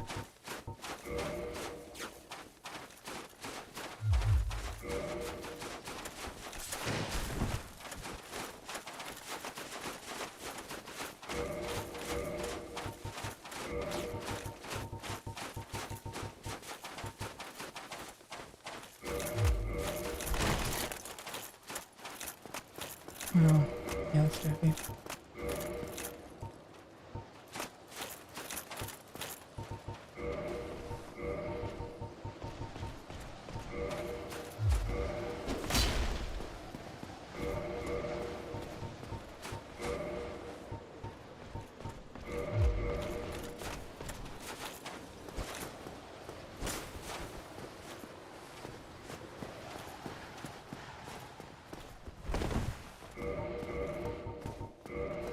Wow, I am so close to viability.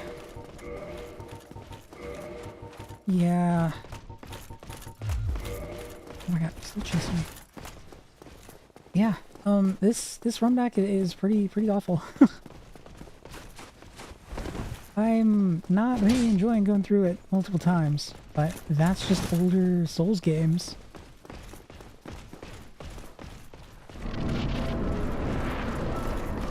Okay, guess I just have to lock in.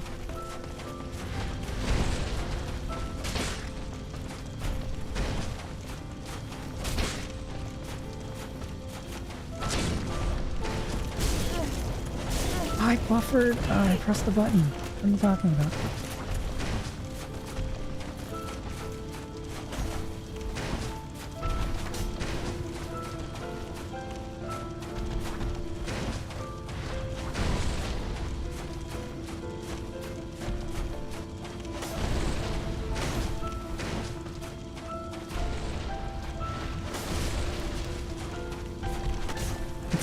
That's the one way to be able to use Estus in this fight.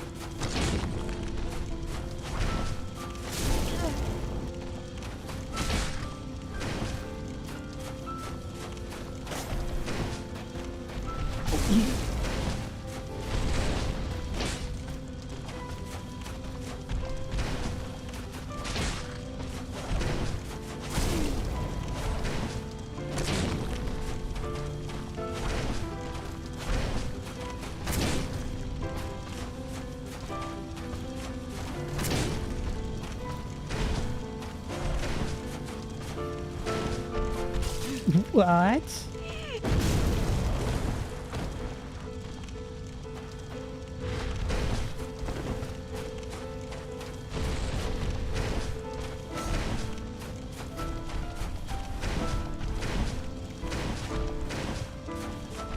This fucking space, dude.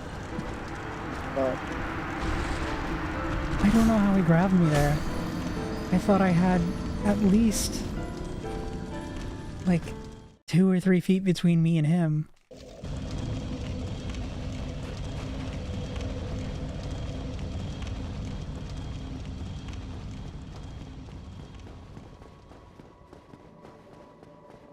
Crazy. But you know, when I actually take things pretty seriously, I get pretty far.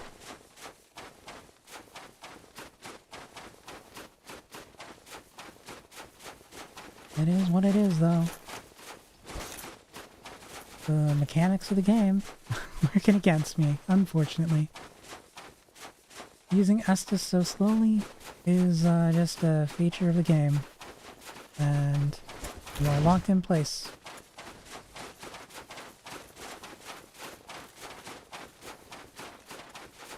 You don't get to move with your Estus until Dark Souls 3, I believe.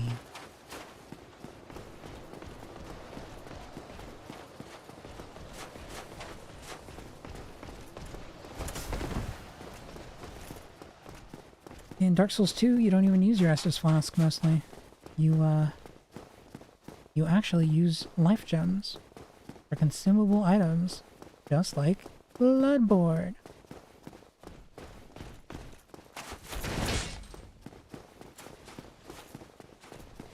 And in Bloodborne, you use your blood vials extremely quickly. You can usually create enough space on all bosses, or you're presented with an opportunity to carry them.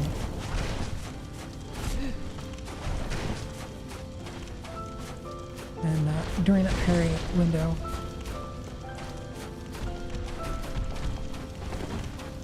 come on, big boy. There we go.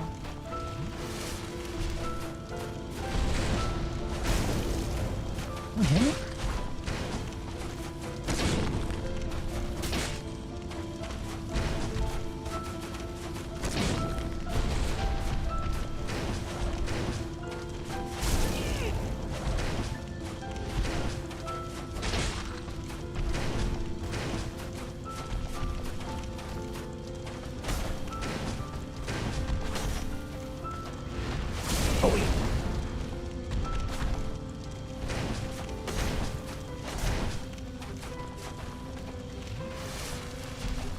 Feels like it's always a gamble if he'll manage to actually get around the pillars or not.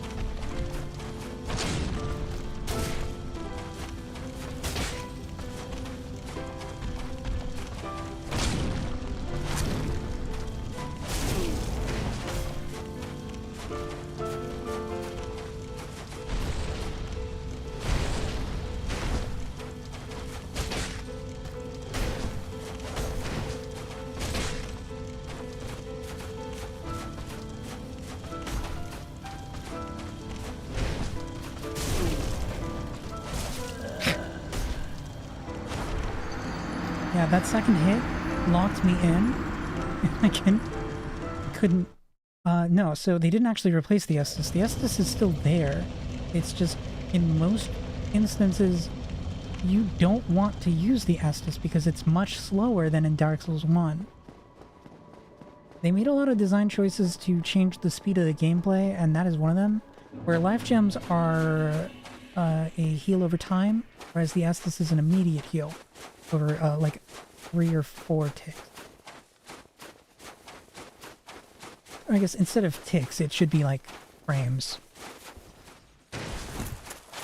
Or no, actually, I think it's counted per tick, which is 30 ticks per second, as opposed to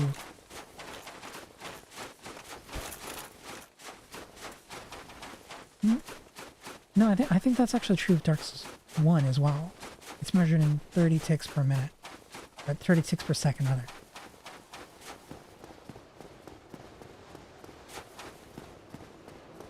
For item updates. Other things are still measured in frames per second. And they used all the time and you know, whatever, right? But in Dark Souls 2 specifically, the Estus heals over a frame over a window of I believe 4 ticks. And then oh, the life gems heal over for a period of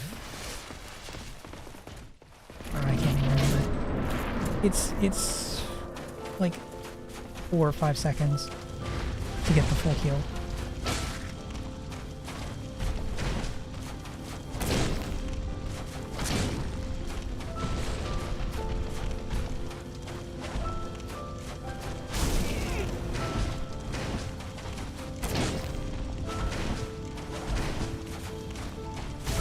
I didn't kill my attack.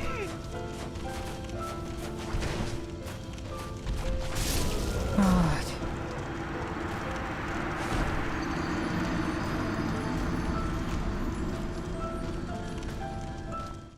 Yeah, had I queued my attack, I wouldn't have gotten hit there because he would have been poise staggered.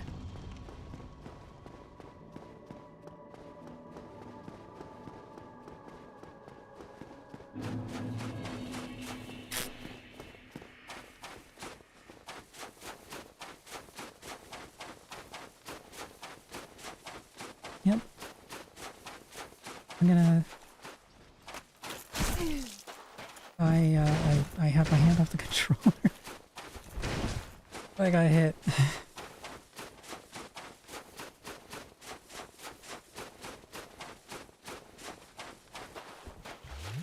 This is over back. Back.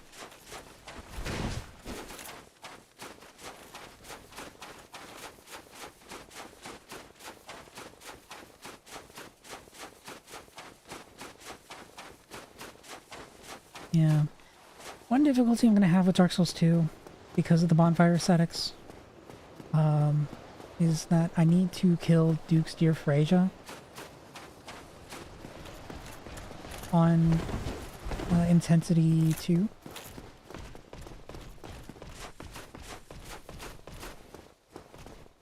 Meaning I have to go through that entire area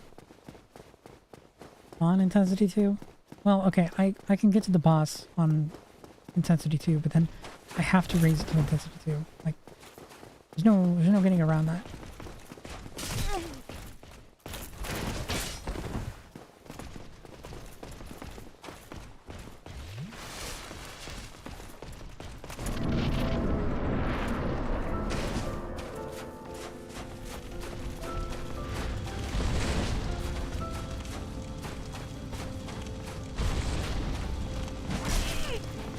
I did it.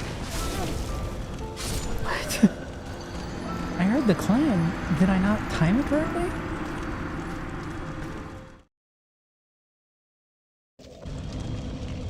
Or is that one not the parryable one?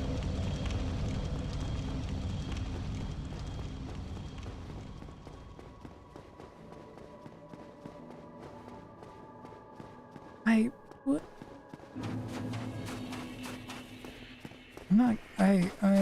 I'm not getting clear feedback so far.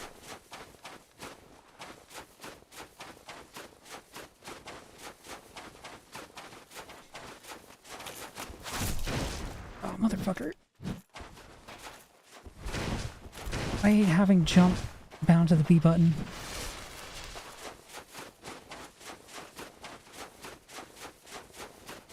I wanna roll, but I'm in the middle of a dash. I can't.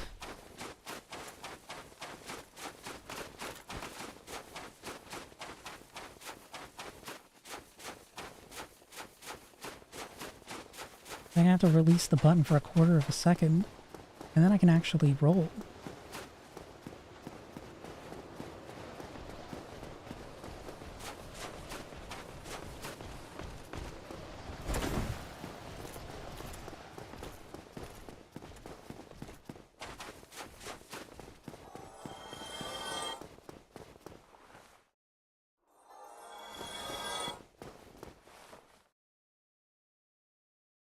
What? Why did they die?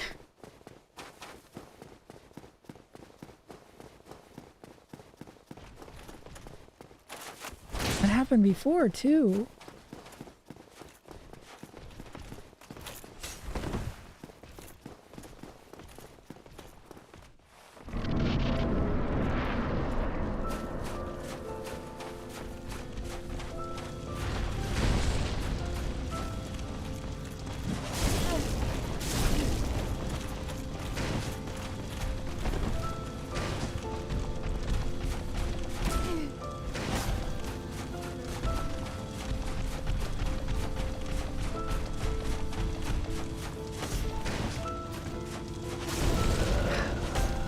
Son of a bitch.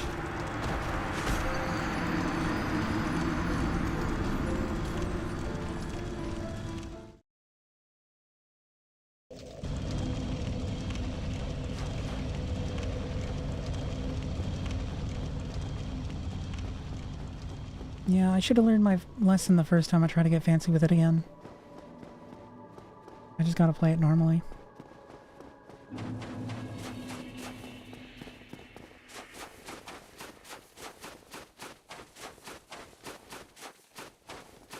I am, unfortunately, not the him and the her.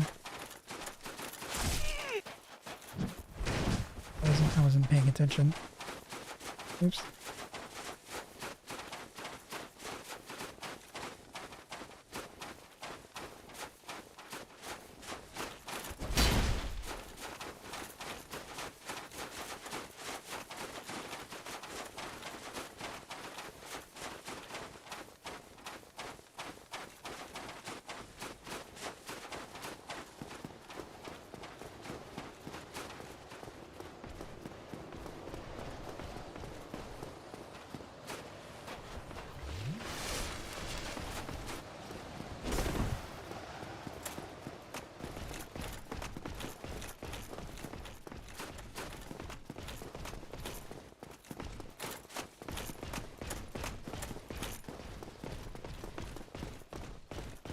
Yeah, there's not really much to say right now.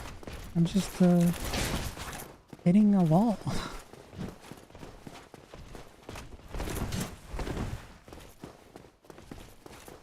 I'm repeatedly smacking my head against this wall. Try and break it down.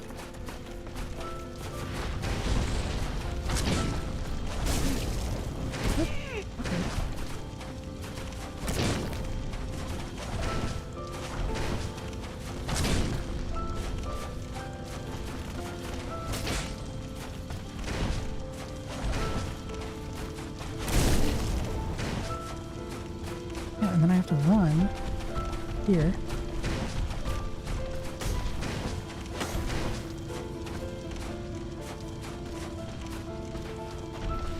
And I get super aggressive. That hit me? Oh, fuck.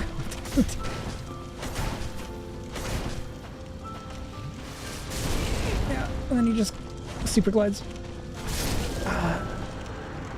Even if I rolled there to the left or right, he would have still gotten me because he tracks. Fuck.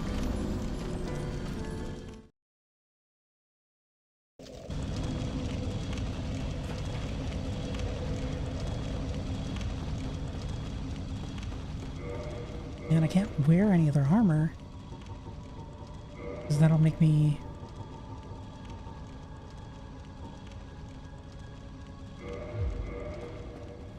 Have you... Oh, no, I can wear this. I can wear the baller set. I wear...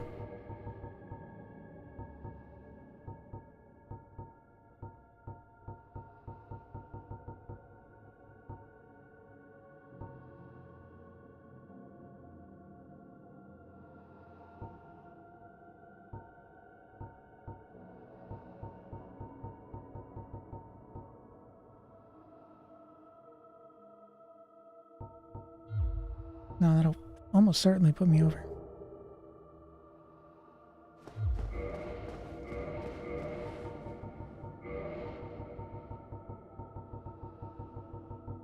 Well, I am at the end of the game, so I'm just going to put on the FAP.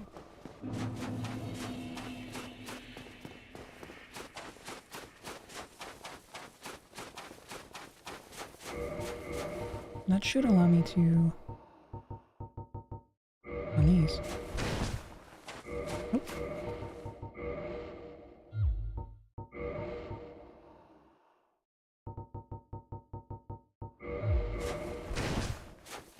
There. My legs are now properly covered.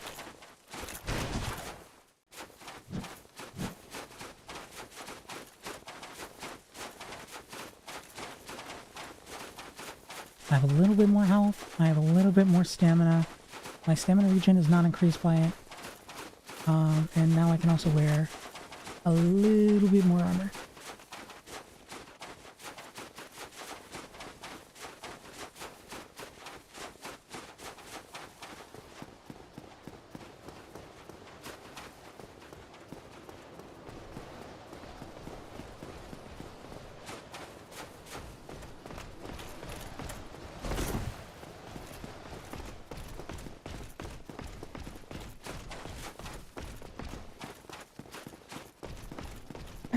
Yeah, got a whole lot to say right now.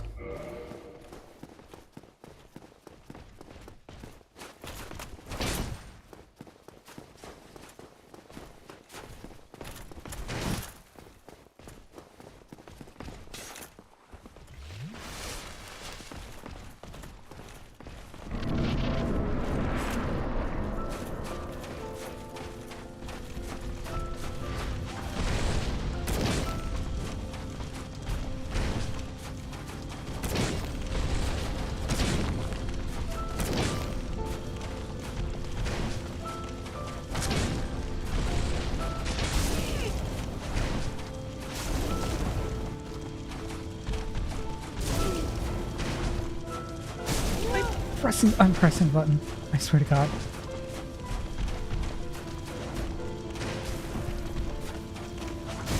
I pressed it, but I was running. I jumped.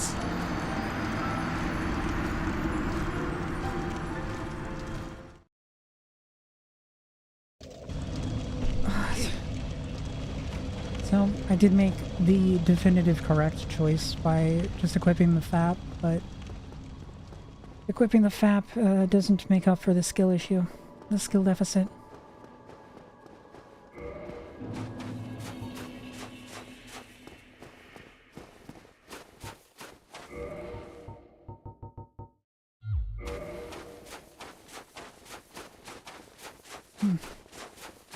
It is definitely very nice and convenient. I fell down because I jumped when I tried to roll.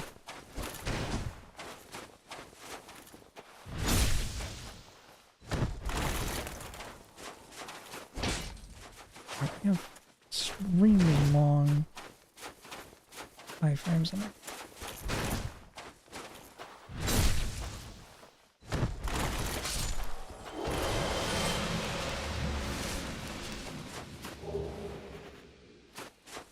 That's something I don't really do. Do a double chug. You can even do a triple chug. Once you get through the startup animations for drinking your Estus, you can press the button again, and you will drink it twice.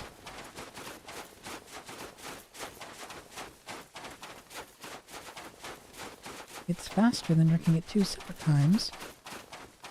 But, unfortunately, it can happen at the worst of times.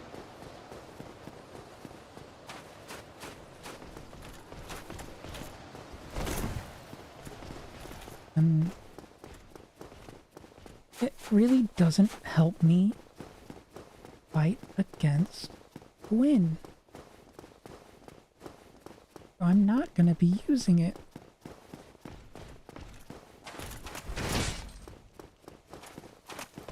I don't know why, out of all the bosses, he's the one I'm having the most trouble with. Because, really, he's not that complicated.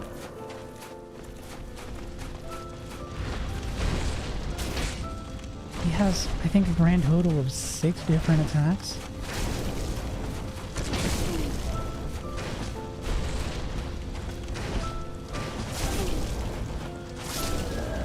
Yeah, I was pressing the button to roll there, I just got stuck in hitstone.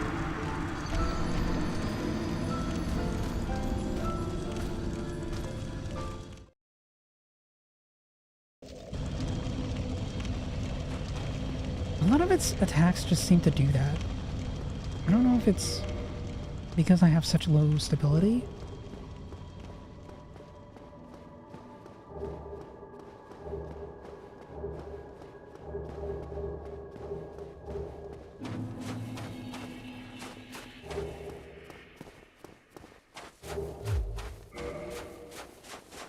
But yeah, I can't imagine using spells against Gwyn.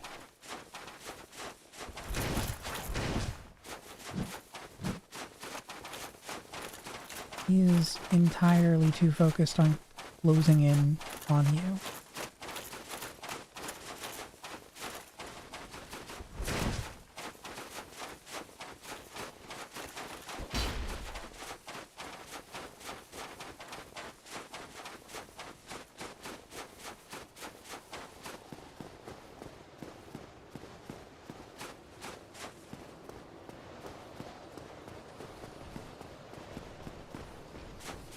I have a very weird way of ripping the controller that I've developed in order to be able to press the B button and also tilt the control stick. Basically, I'll keep my thumb on the B button and then use my index finger to reach out and extend over my thumb to press the control stick and alter it by rotating my wrist.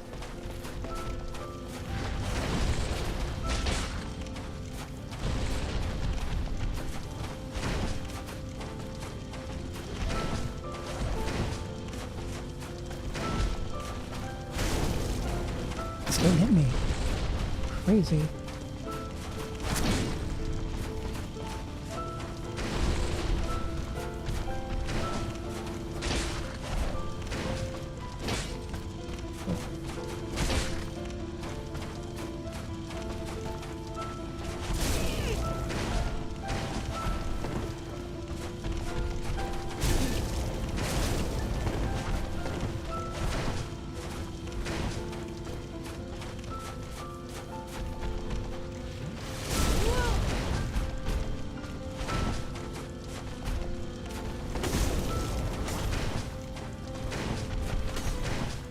The ultimate definition of bro has no chill.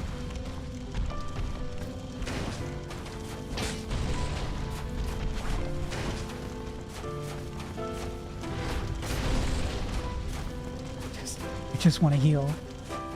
Dude, I just want to fucking heal. Of course he goes right at it.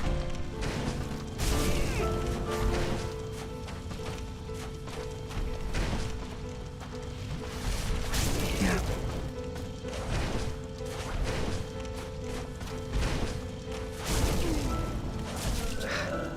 Yeah, I'm gonna get stuck in that 2-hit chain where he gets hits done and don't have a way to get out.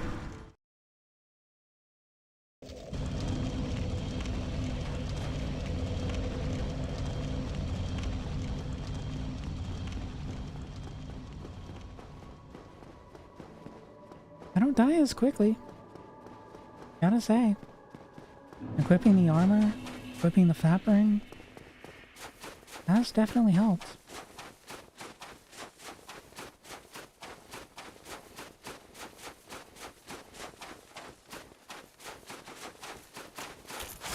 God damn it. Can't wait until I can change that to not be the B button.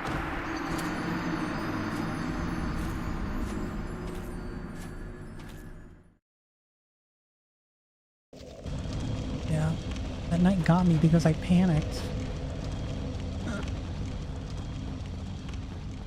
Understandably so, right? I just had a fucking misinput throw me to the ground, and I'm like, oh shit, I'm about to die, aren't I? I'm half health.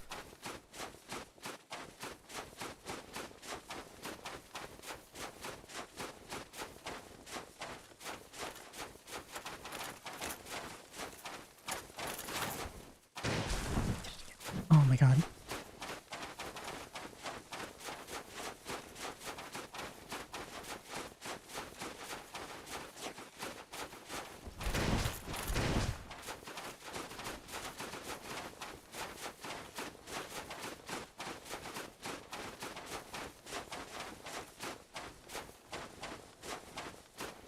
I think my sword and my armor probably need to be repaired at this point.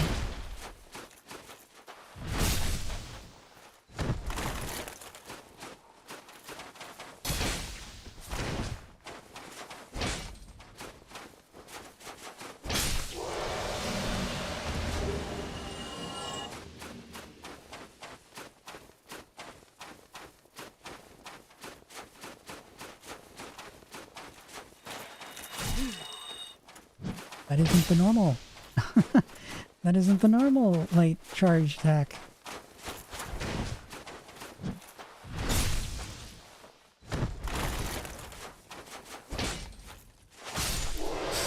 Yeah, I forgot that you can't do the normal one. You have to do the special one.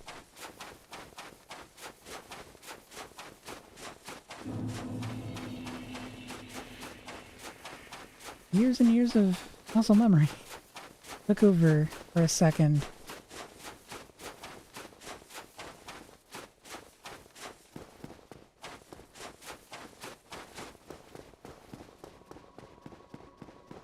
It is what it is, though. I'm just gonna come back here and repair my equipment, and then I'll do another run.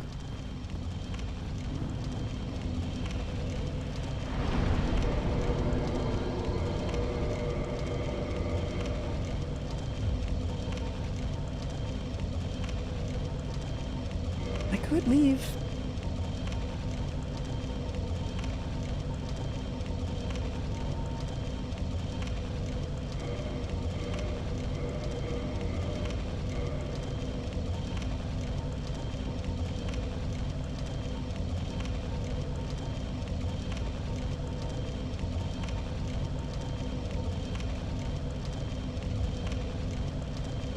Certainly is tempting just to go.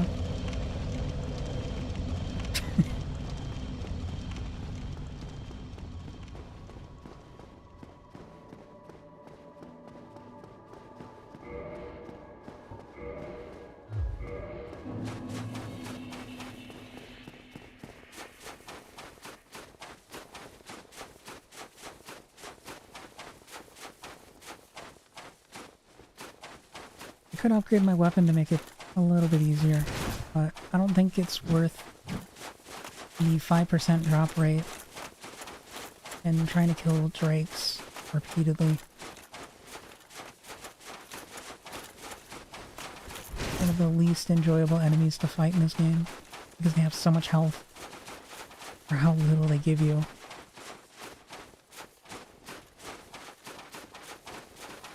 I could go back to the Great Hollow. I never actually explored the Great Hollow. I could get Twinkling Titanite to fully upgrade my armor.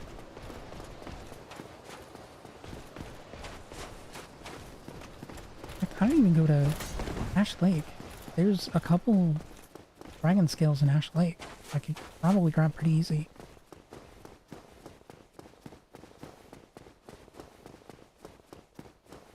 And I haven't hit my soft cap.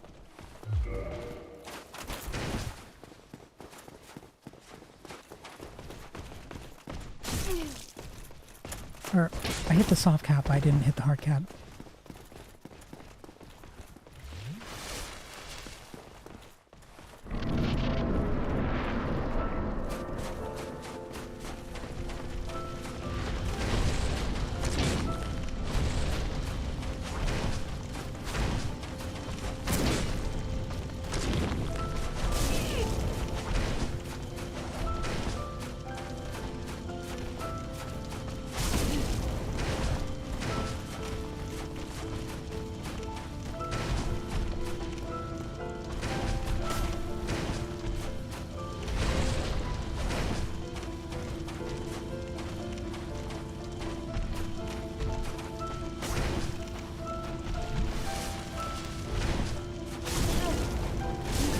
Yeah, no, I can't. Can't roll out of that.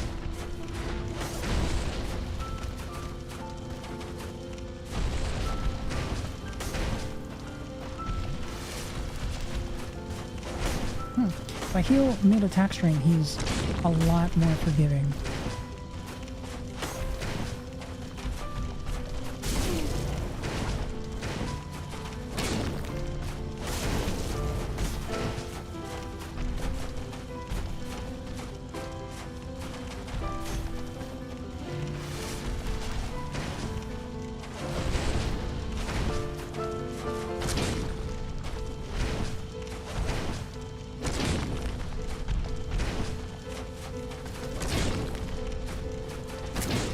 Can I get him? Obviously never, but...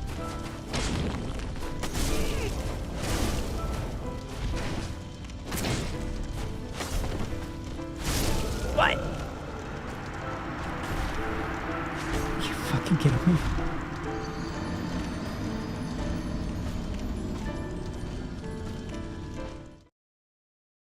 Bruh. I was so close. Yet close is not close enough.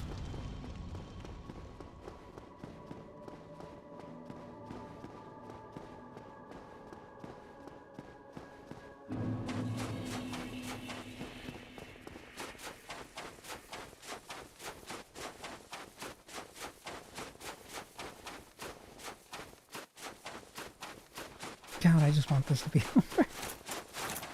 Honest to God, I just want to get this done so I can say I did it.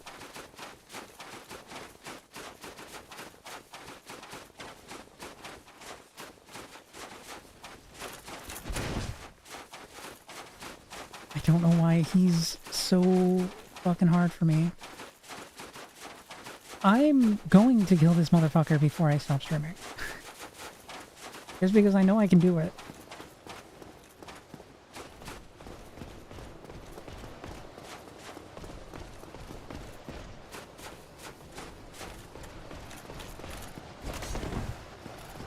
I am getting more consistent.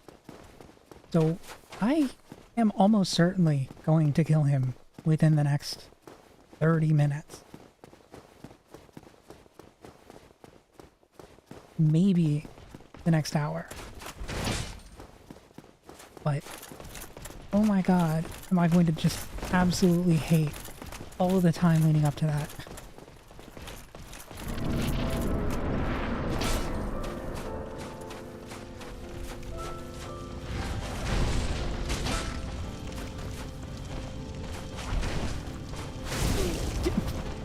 That was a side roll. Mind you, I want the record to show that that was a side roll and he still tracked me through it.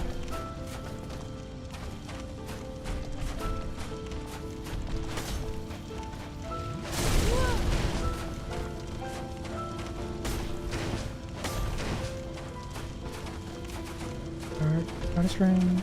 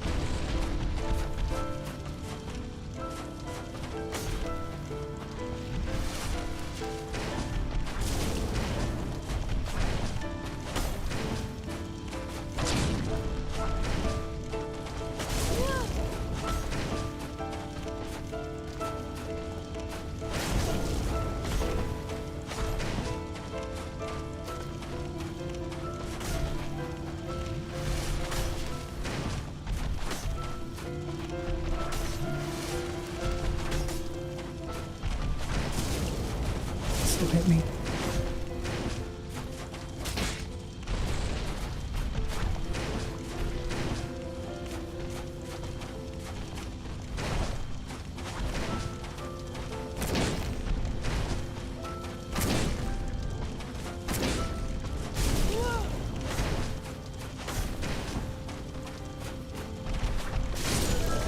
Dude, always the lunge.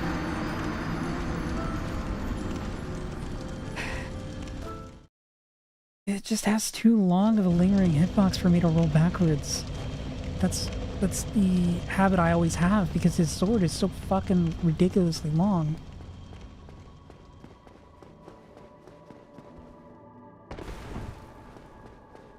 I think, oh yeah, I can get out of its range. He's got a sword that's shorter than him, right?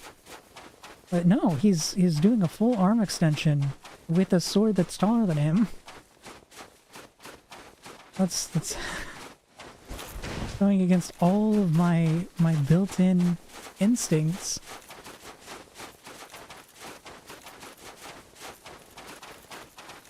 Then there's the fact that it has a lingering hitbox too. So even if I time it perfectly correctly, I'm still gonna get hit by it.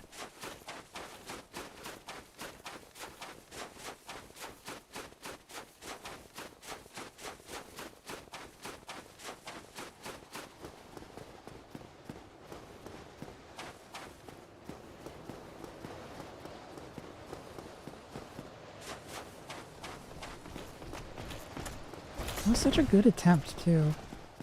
It just makes me sad. Makes me sad more than anything.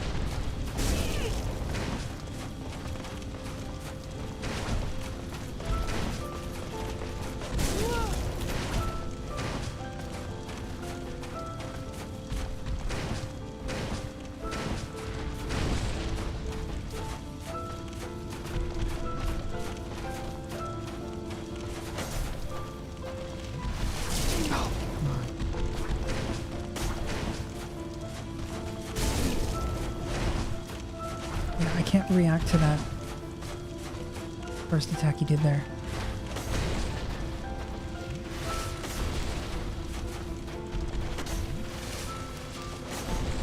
Oh.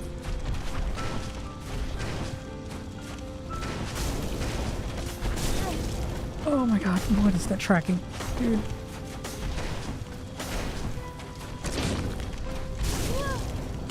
Yeah, that one. Right there. I cannot physically react to it. I'm way too out of it. If I'm in his face, it feels like it just hits me frame one.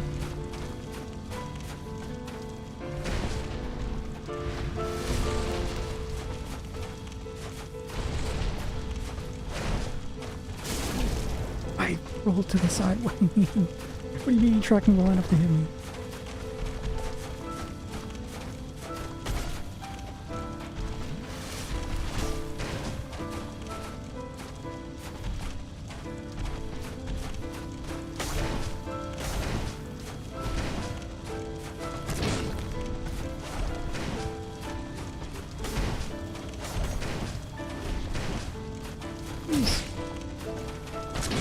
Feels like I'm playing an Elden Ring boss.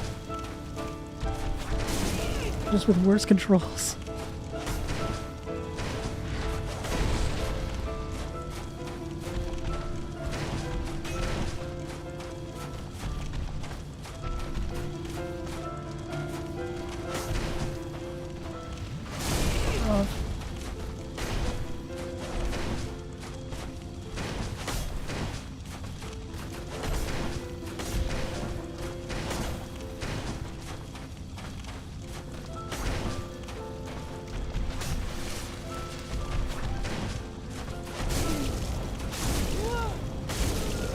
I couldn't get out of it.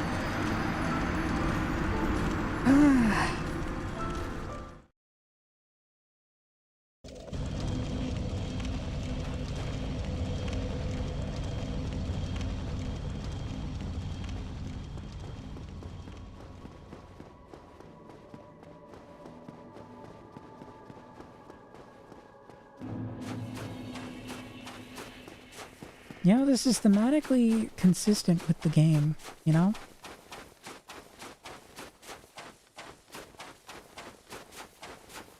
Consistently fighting the darkening of times, fighting to remain sane.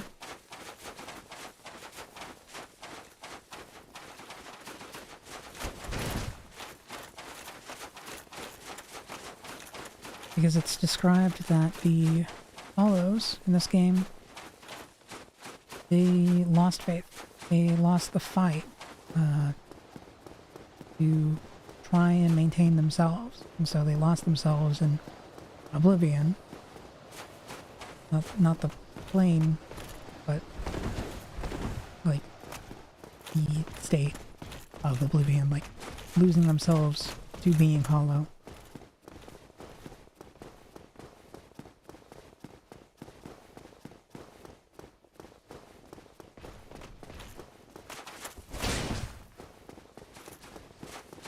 And so, your character canonically does not go hollow until you stop playing the game. Well, okay, not literally, but in a more metaphorical sense.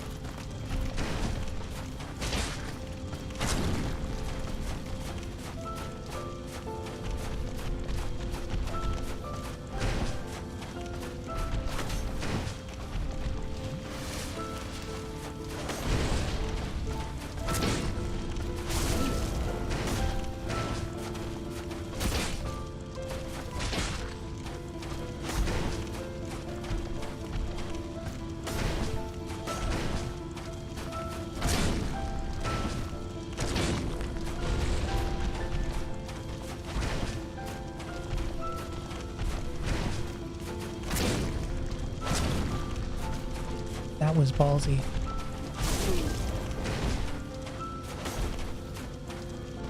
I got hit because I initiated a kick.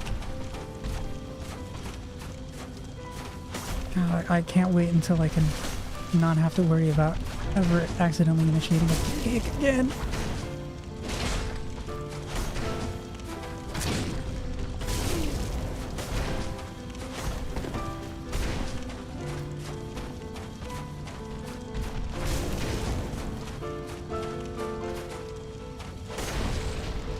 He's gonna slip around it.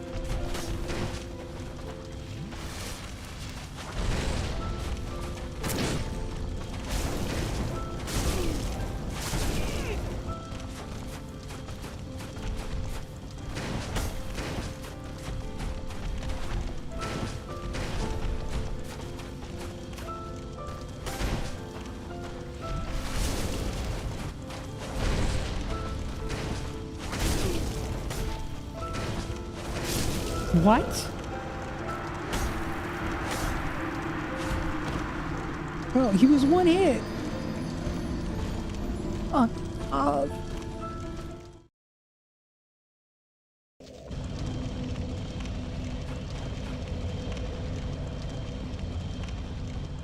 Man, I don't know how exactly that hit me, but it did. That feels so frustrating.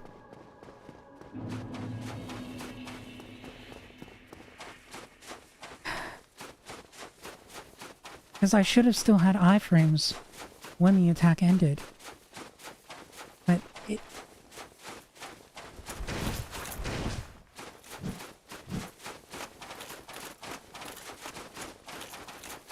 Whatever, there's no use in crying over spilt milk.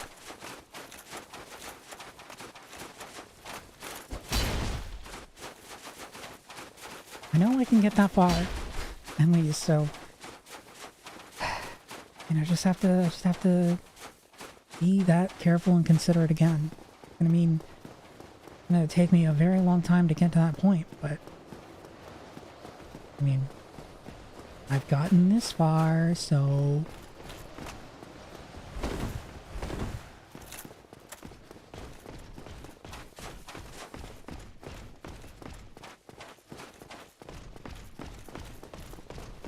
Yeah, I know I can do it. I'm frustrated with certain design aspects about him that are more frustrating, if anything. They're not inherently making him more difficult. They're just not consistent with the rest of the bosses in this game. Like, he has several attacks that damage you frame one. He has leering flames. And there's a boss that's worse about this. Like that. I dodged perfectly. But, since I did it backwards...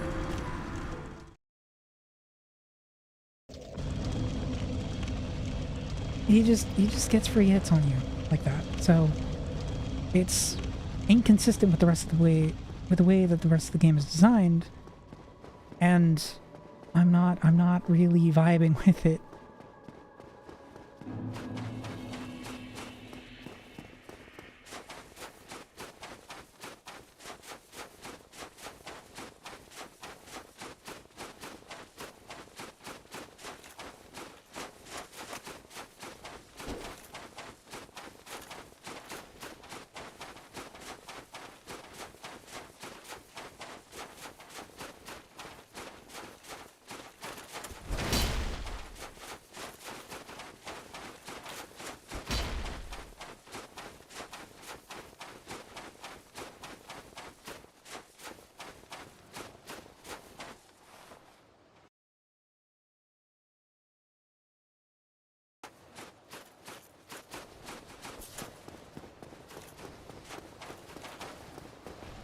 Alright, I just decided to mute myself. That's why I paused.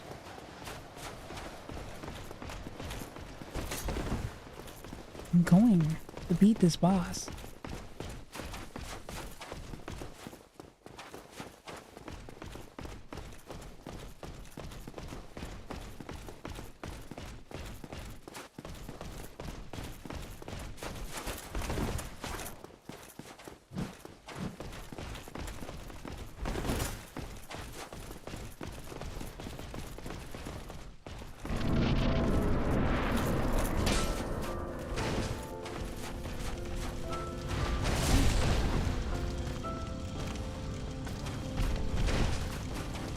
Right into him.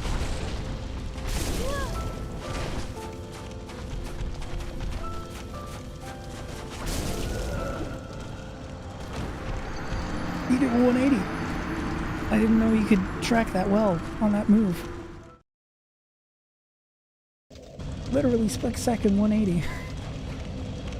I thought he operated like I do, where he has a certain turn radius that he can use for his attacks. Not that he can just do a split-second 180. That's a Dark Souls 3 thing.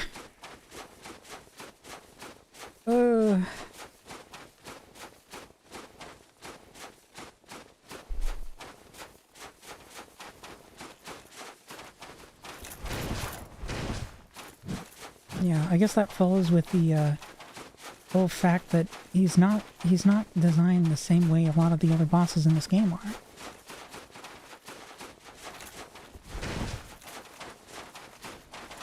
And obviously that's by design, but I find it more frustrating than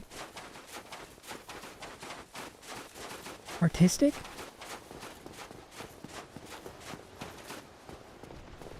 Like, if you're expecting me as a player, I got hit by the fall through. Dang. I thought I would have been carried far enough away. You're expecting me as a player to utilize, you know, solution A, B, and C when fighting an enemy. And then you give me an enemy that is C, and then option D. Of course, I'm going to be a little frustrated when I inevitably struggle to operate with this new function, this new option that I need to practice. So few bosses are just guys you can parry.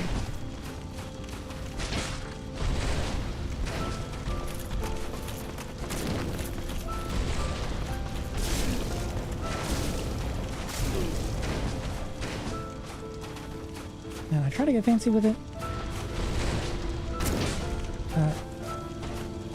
I was not successful.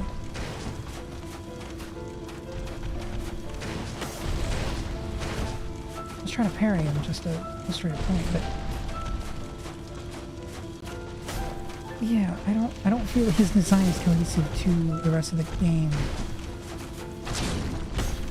It's not to say he's bad, he's just annoying.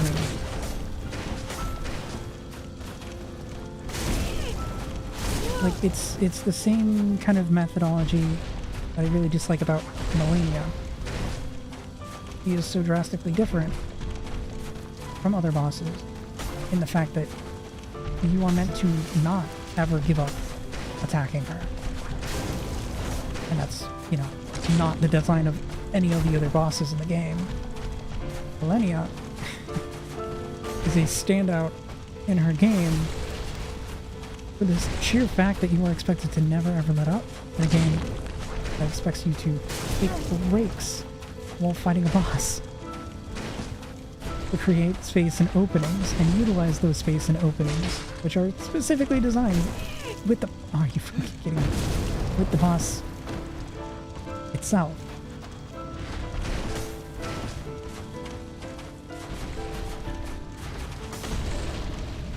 That was risky. That was real risky. I'm never punished. Are you fucking kidding me?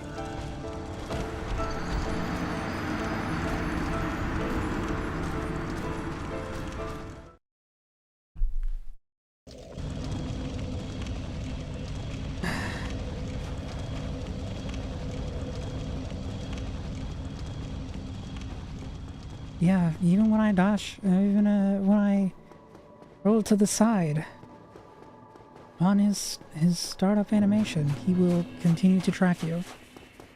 That is something I've always kind of really disliked about these Souls games.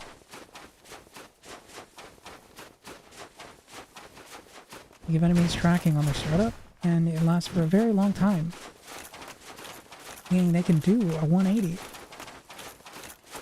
for no real apparent reason. Aside from because it would make the boss harder. It's not so bad in this game. Like, I think Gwyn is the only person who really has that applied to them. But in Dark Souls 3, it's a lot of the bosses that don't necessarily make sense for their tracking to be so aggressive.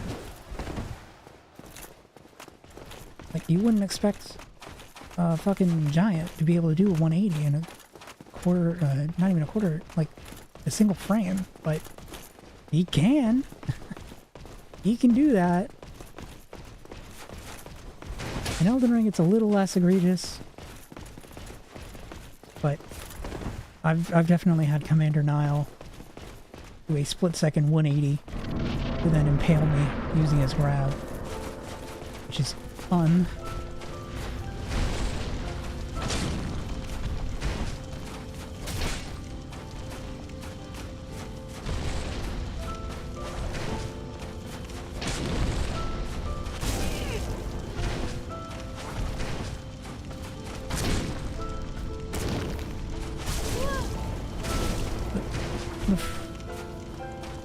Recovery frames.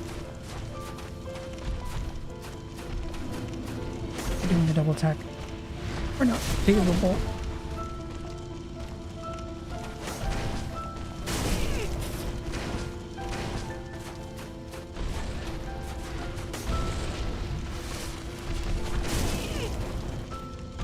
Okay.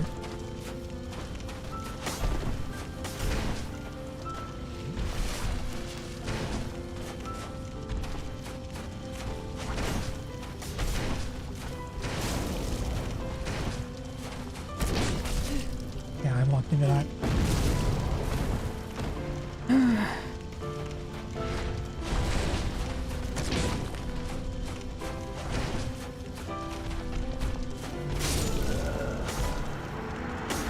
Yeah, I wasn't quick enough to react.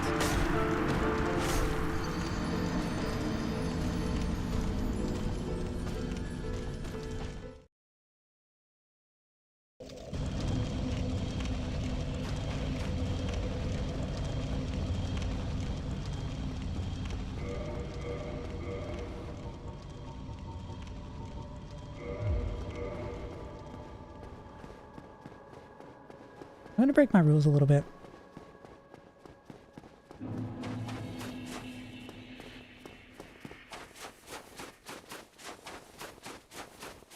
I just want something that attacks a little bit faster.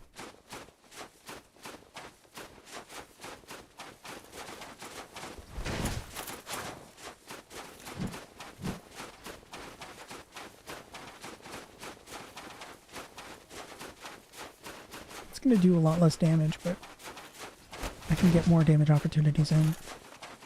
I think it should even out.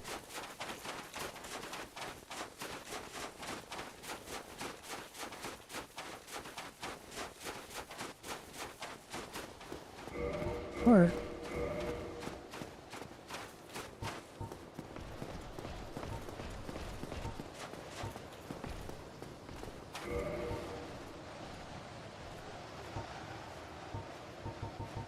yeah, why don't I use this?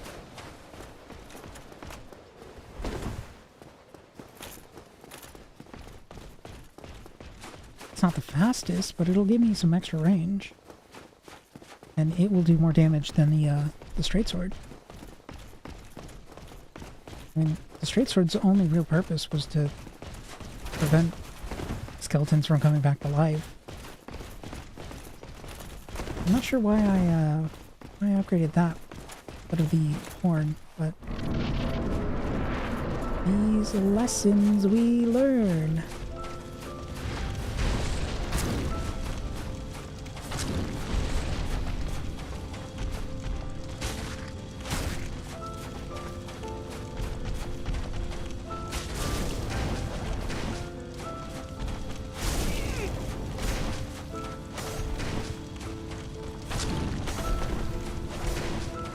Damage opportunities are vastly more frequent.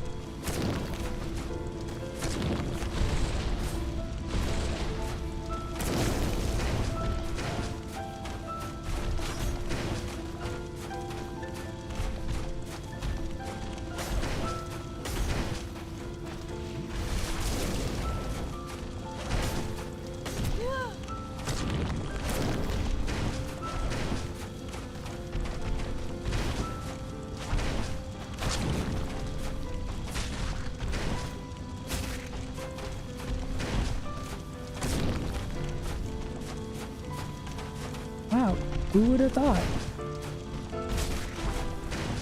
That he literally turned around.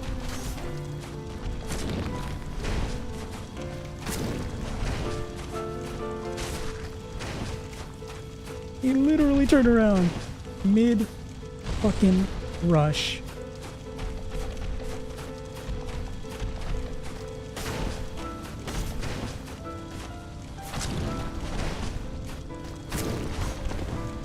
Okay.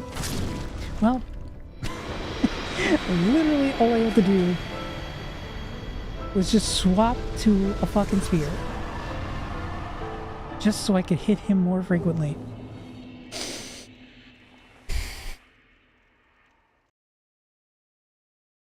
You're fucking kidding me. So, I can link the fire.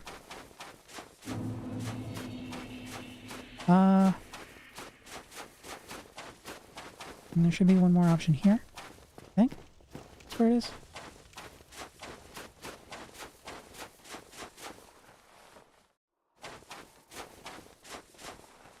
Honestly, I can't remember where the other option is. I'm just going to link the fire.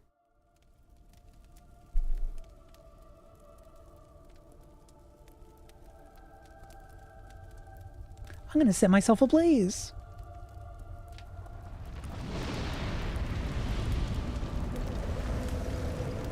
Yay! 1,000 years more of torment and dying embers.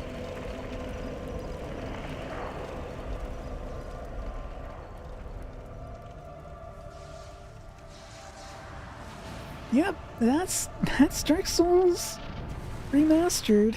All I had to do was stop using the title weapon. Yeah, I might have to do that in Dark Souls 2 because it kind of sucks. Apparently.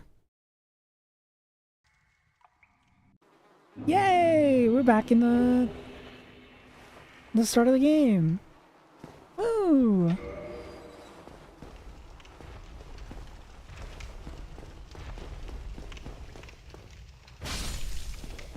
And yeah, it's just, this is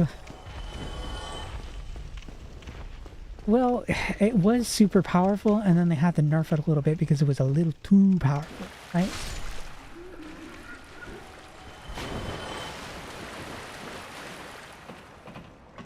In Elden Ring, I know I'm gonna do a dual stance build where I use a different or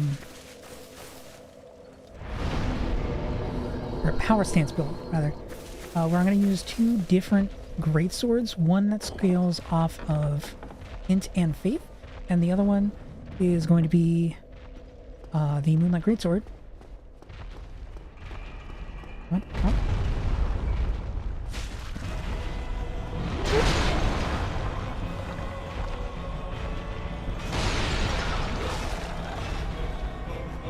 So weird playing against like a normal guy.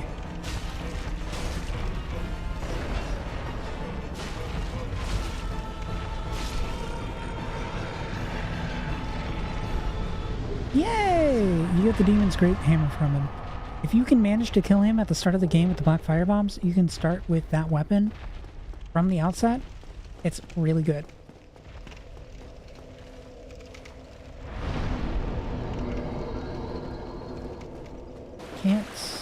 Can't level up.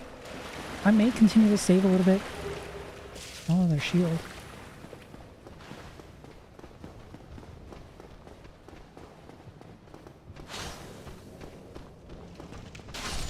Stop running.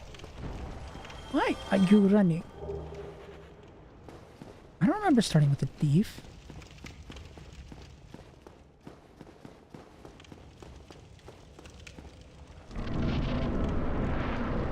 Or with the sorcerer.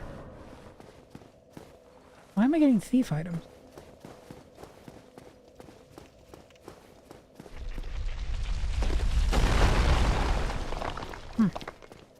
Weird.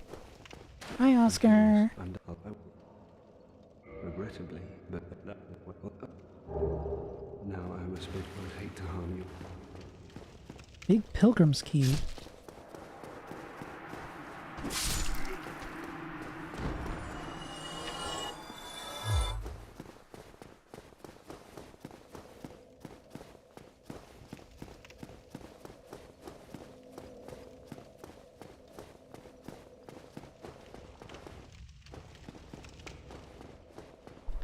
I don't remember where that goes to.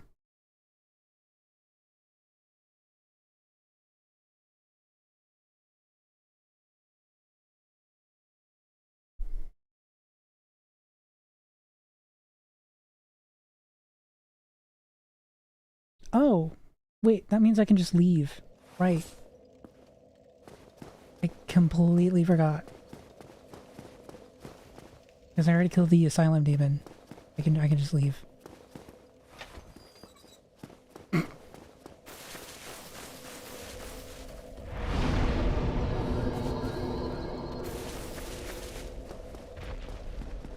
normally the asylum demon would drop the big pilgrim's key, but if you kill it first, then talk to Oscar, then you can just leave.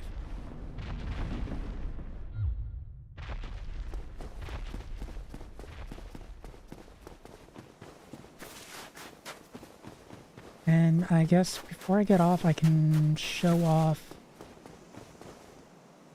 a neat little thing. Lordran, remember that name, because that's the name of this area. Well, this region, Lordran.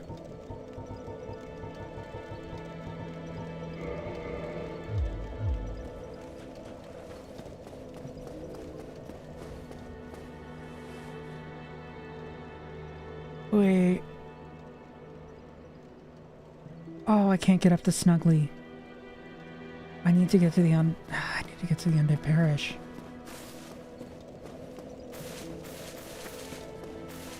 Okay, it seems like I might not be able to do that this stream.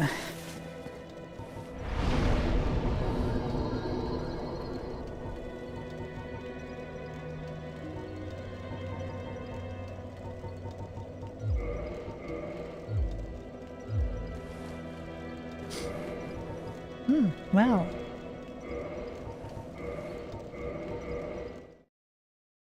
Oh no, that's just gonna take me like an hour to get to the undead. Well, okay, maybe not an hour, maybe like 30 minutes. It's gonna take me like 30 minutes to get to the Undead Parish.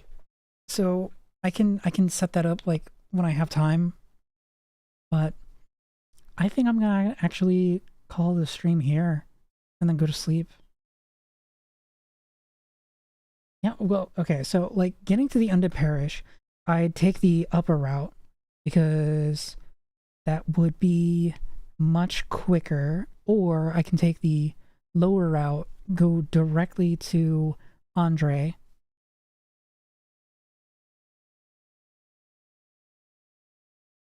Actually, no, wait, hold on. I can probably do that in a couple minutes.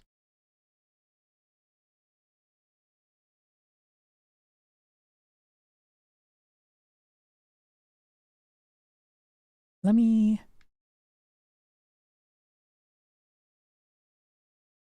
see. Let me see. Because I do need to go to bed. But it shouldn't take too long. Because I just need to go down here.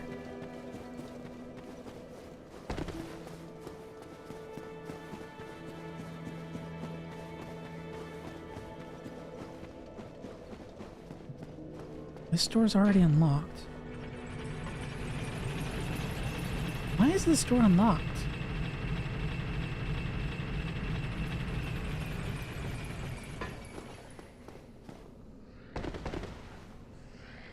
I thought on New Game that would be locked. New Game Plus should lock it as well. But this one's locked though. Sure.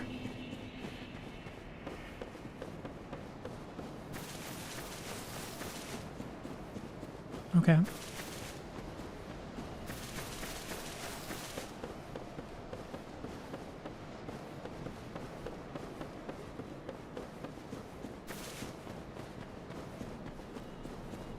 I have to run through the Valley of the Drakes. Can I kill this stinky motherfucker? Maybe not.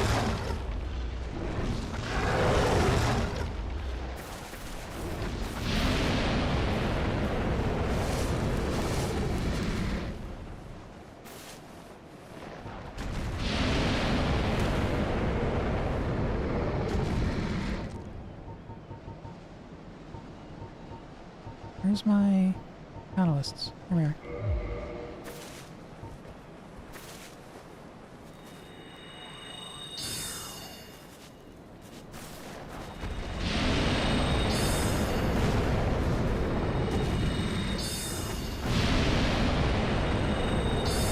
can't lock onto him, but I can certainly just do this. This is far preferable to actually fighting him.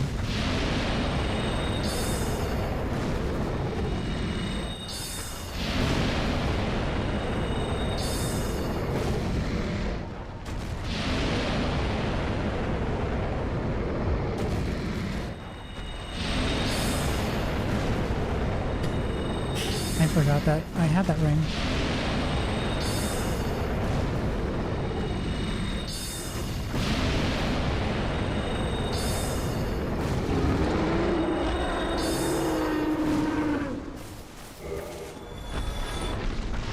Wow, he drops the dragon scale?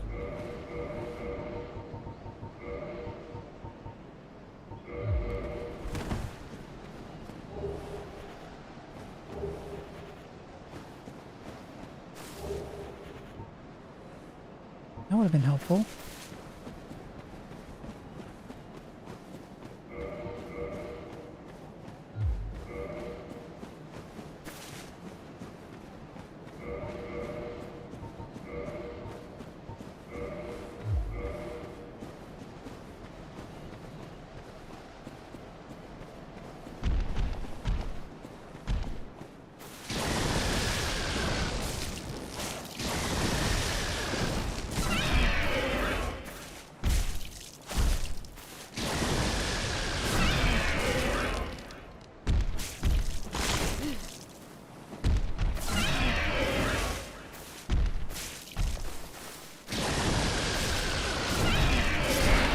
This is why I didn't want to kill Briggs. Wow.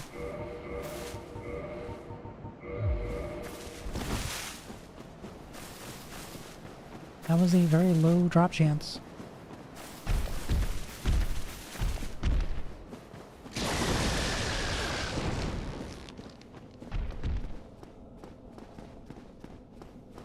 But, okay.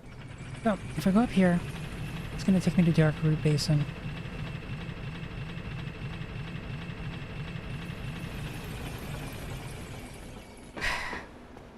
Not Dark Root Basin. Hit this bonfire. Then I can go up here. There's going to be the Spear Knight.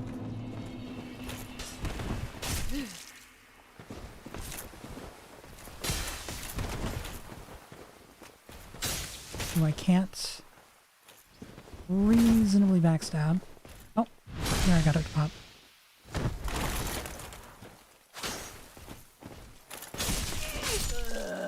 Damn.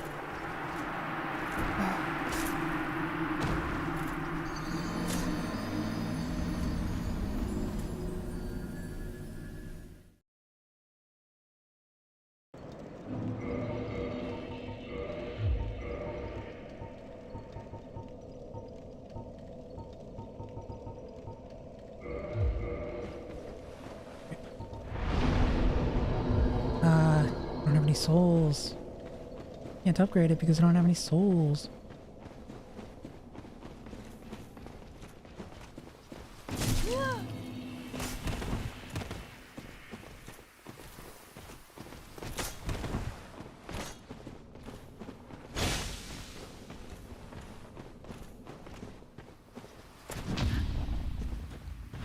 Bitch. Bitch. You fool. Oh.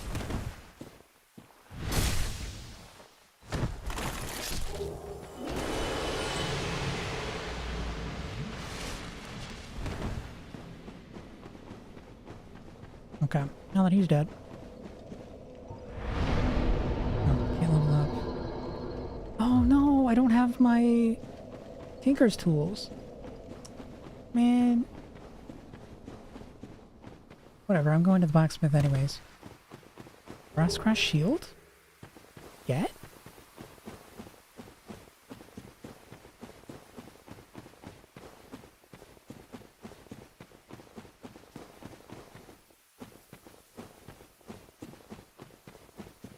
Yeah, I just gotta go up this hill and then I'm at Andre. Then I can upgrade my...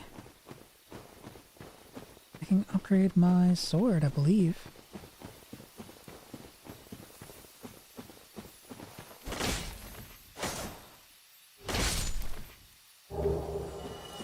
So no twinkling. Ocarinos.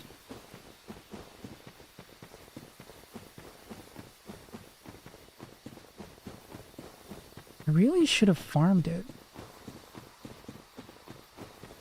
Like, farmed,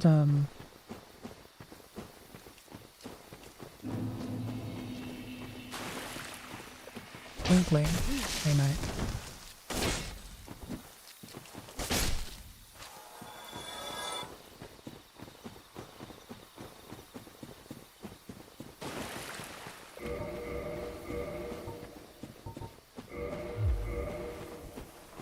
I would like to have a butterfly horn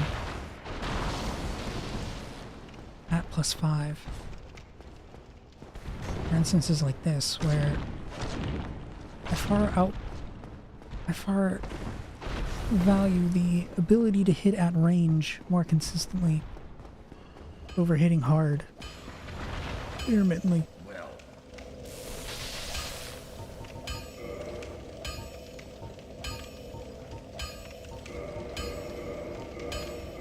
Hog. It just does sell them. Anyways, okay. Reinforced weapon. Since I'm here.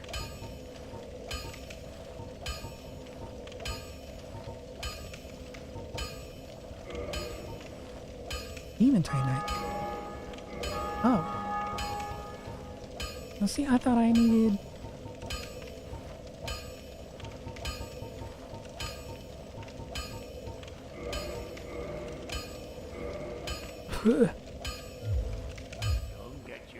I need so many more scales.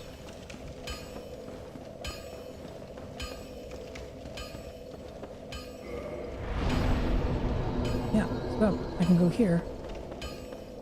And then this is basically just skipping the entire area of Undead Parish. Like that area that would normally take people like a couple hours to get through on their first playthrough.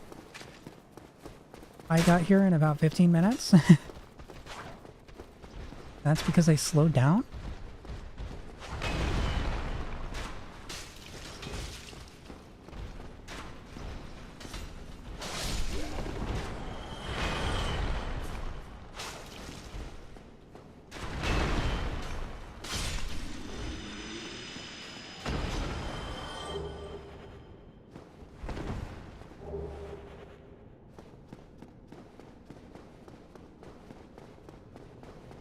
Yeah, so I just take this elevator down, that activates it, at Firelink, and then...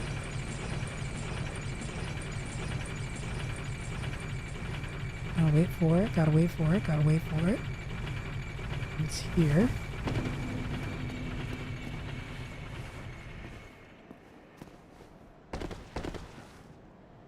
No, not where it was. I haven't done this in so long.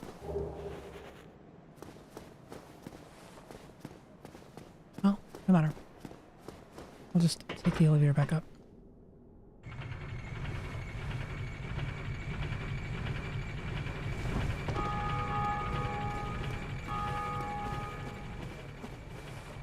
No, it's right here.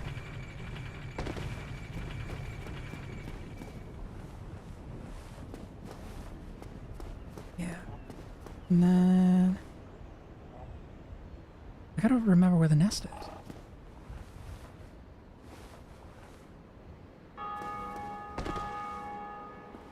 Oh.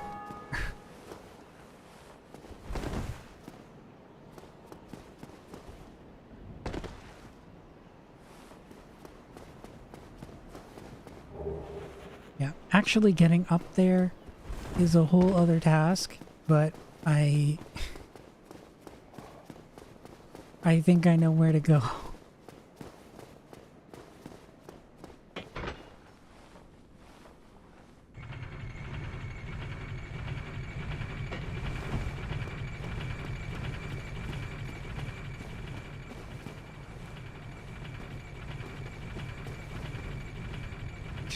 whiffed that so badly. Oh my lord. Oh my glorp. Well, since I'm down here, I might as well grab a shot.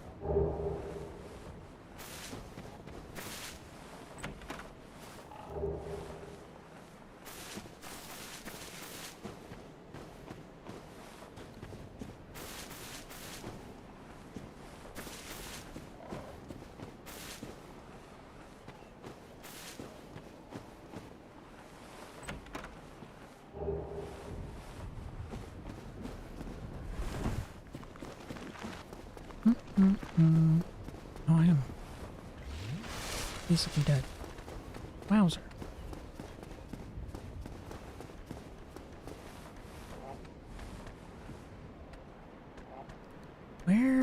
Where's the nest? Oh, you can see it from down here. That's what I'm looking for. I'm looking for a nest. And you need the elevator to access it.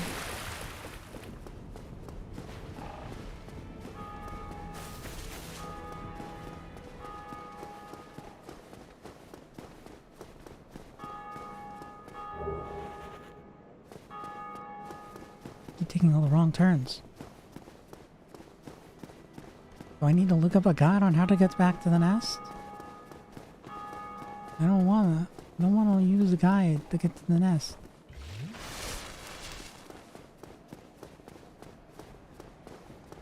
I don't wanna.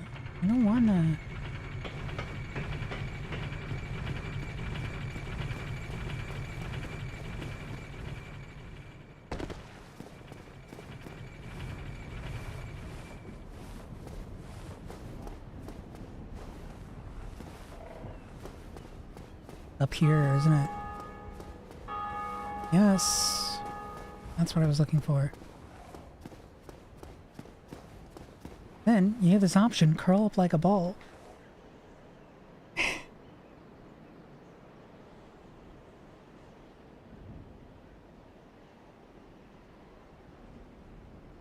Pretty sure you can do this immediately. Takes a really long time. There it is.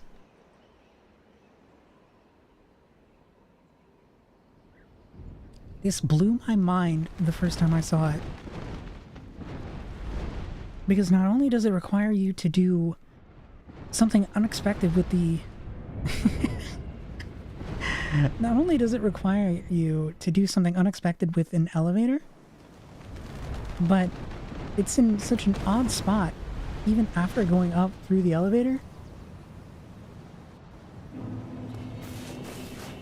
But, like, they allow you to come back to the asylum.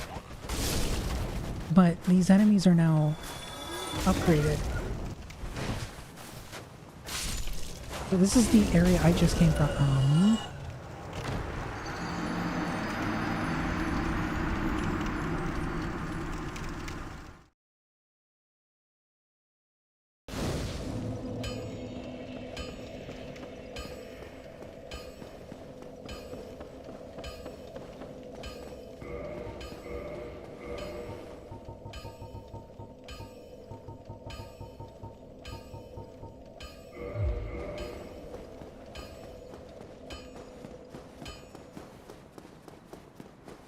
Getting back there isn't going to be very long.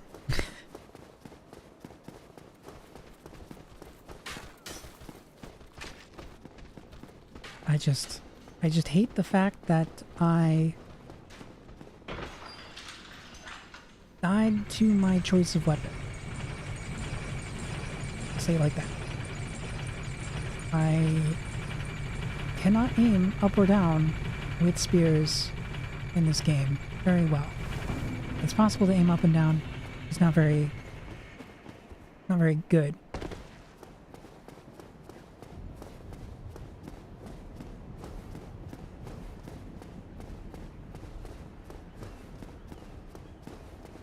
And there is a bonfire down here. There's a bonfire up here.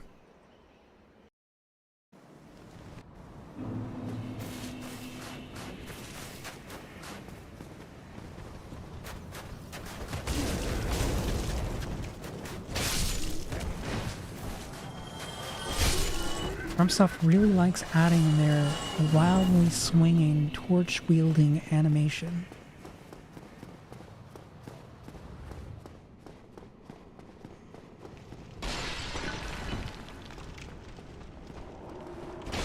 They really have put it in every single one of their games.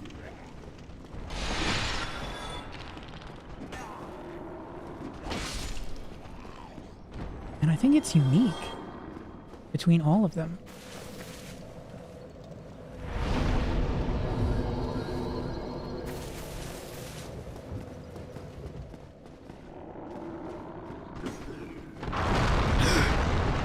How could I have foreseen this?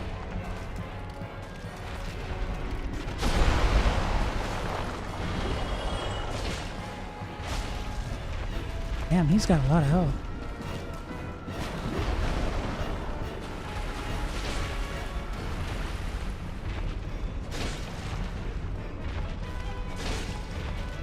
Oh, don't that attack look familiar, huh?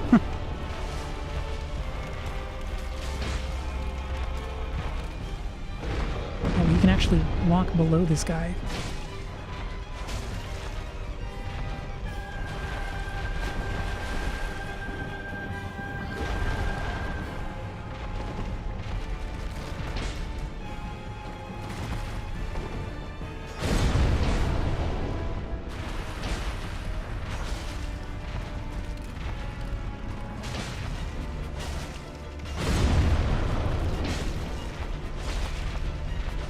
Yeah, he's not really all that spectacular. He's a Dark Souls 1 boss. But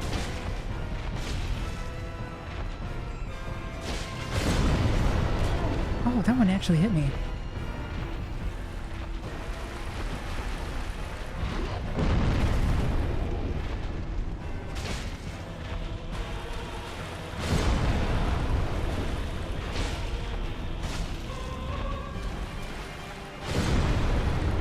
Booty cheeks. Filling me up with a rat gas.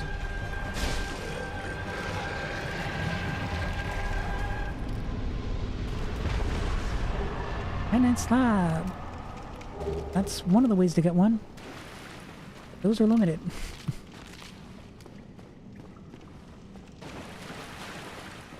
And I gotta remember, there's a way to get out of here without using a homeward bone. Yeah!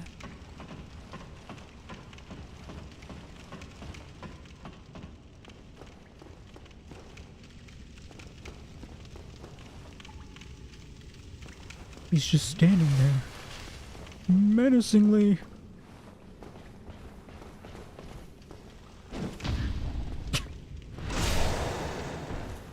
Yeah, so menacing. So menacing.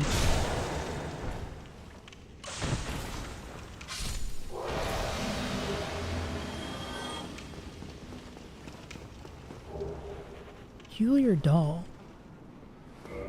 Oh, I genuinely don't remember this.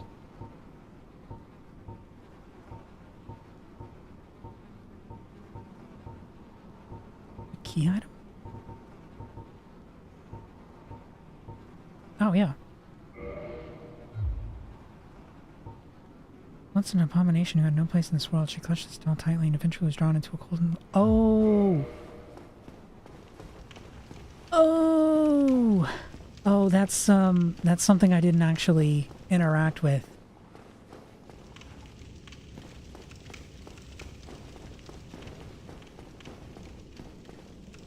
I don't want to spoil the surprise.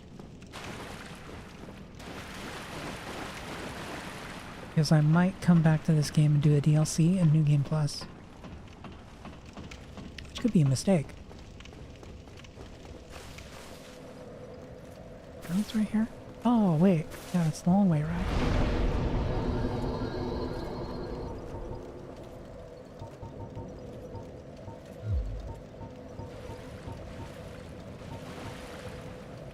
Attunement increases your damage mitigation stats.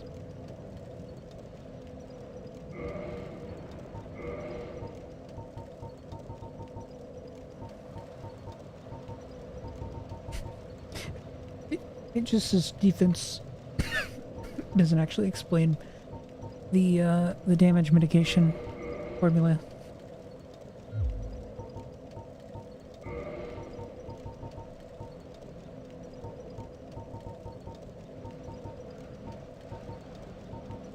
Damn, I need 3 more demon titanite. It's a lot.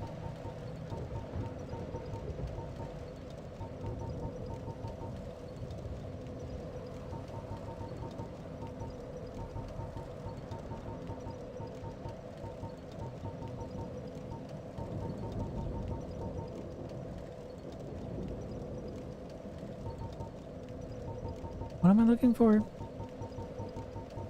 I kind of looked in here and I'm not sure what I was looking for.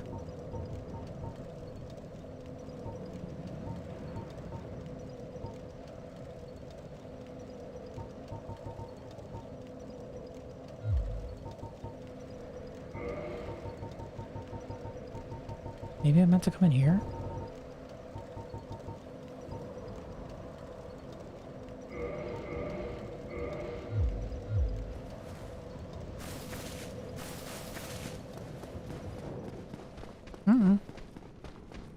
Well, I already did the main thing that was important about this area.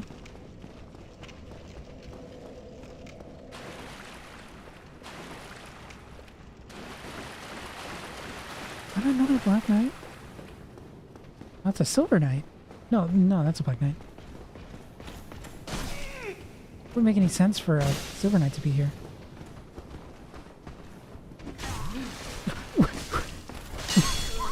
What?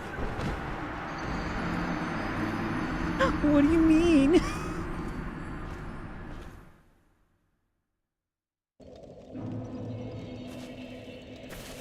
There's just a random guy coming up to shank my butthole.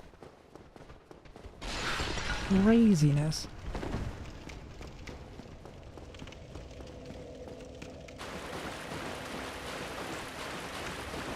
Where'd he even come from?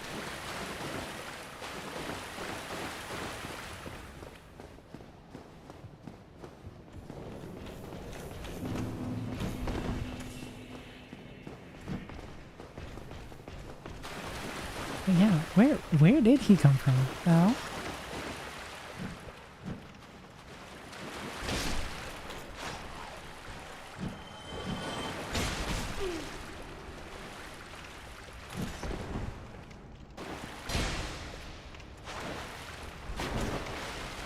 can't use my cheese tactics against him, let me see.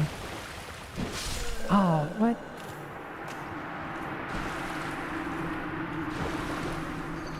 Yeah, I don't know where that guy's coming from. He just comes up and tries to shank my butthole.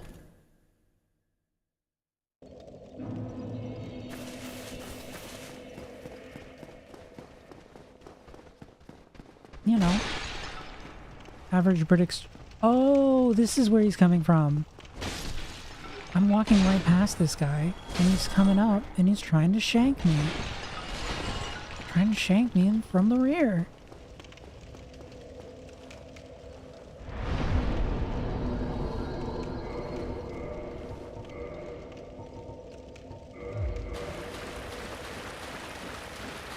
Trying to give me a little London surprise. Don't you know?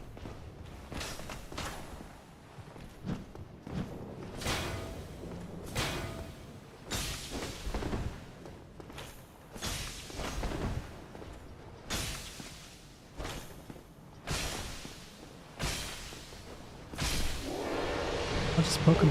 I'll poke him a bunch. I hear he doesn't like that. I hear he doesn't like getting poked at a distance.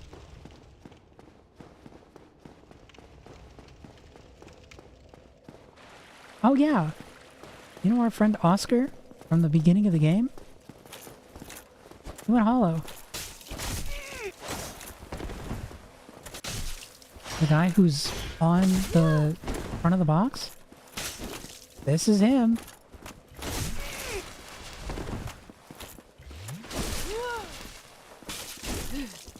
And I'm not equipped to really fight him, but yeah. You even get the shield that's on the front of the box, too, if you come back to this area. You get the armor elsewhere, but... Oh, I forgot they reset the iron boulder.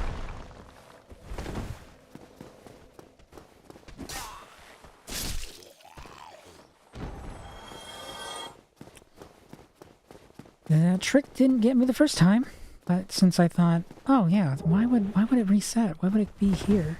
Well, it's because people wouldn't expect it. Clearly, Miyazaki is a master of suspense.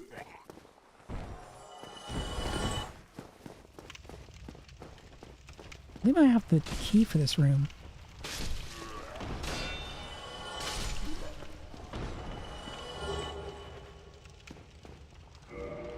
No. Don't?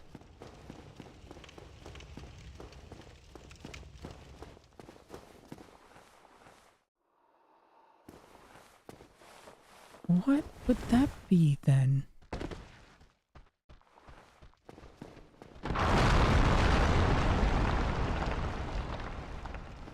Thanks, game.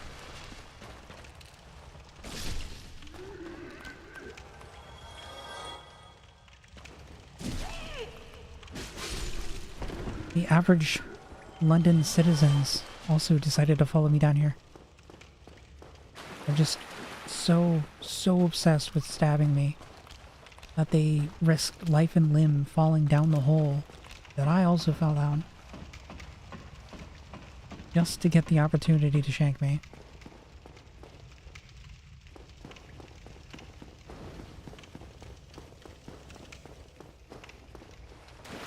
I applaud their dedication.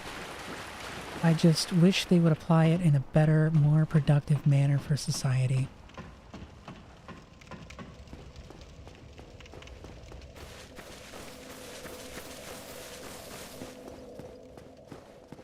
I swear I was able to open that door at one point.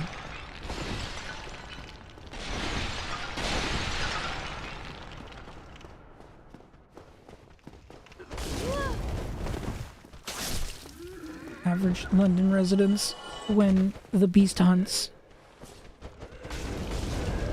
Yeah, they do a lot of damage.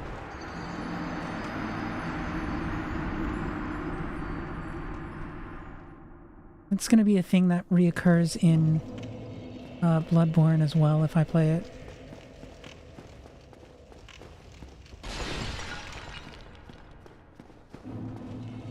Yarnum residents really do love their wild torch swinging to try and scare off the beasts.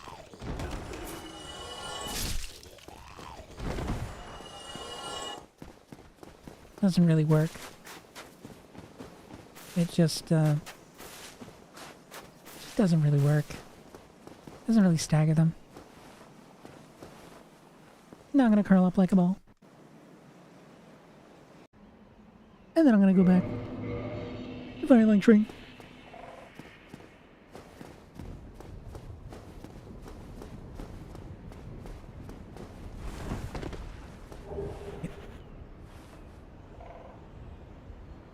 That's where the key is. You, Miyazaki, you crafty little bastard.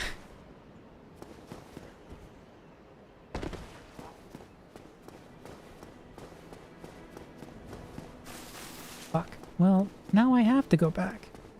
Just to figure out what's behind that door.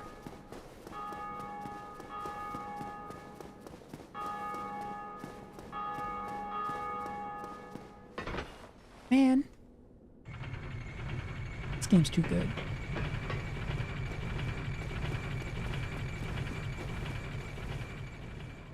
Wow. I really fucked that up.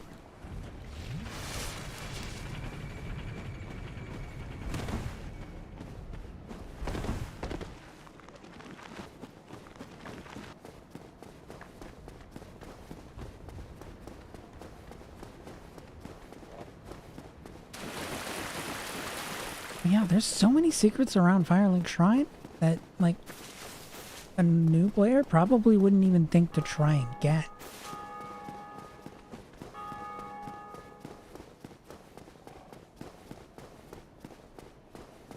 But then there's me. There's watched too many people play this game and play this game entirely too much myself and then stop playing it for a very long time.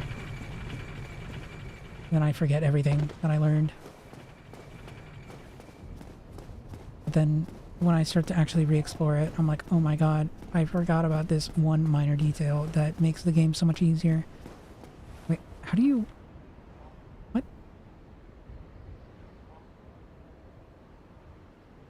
Oh... I see. He walked off the edge.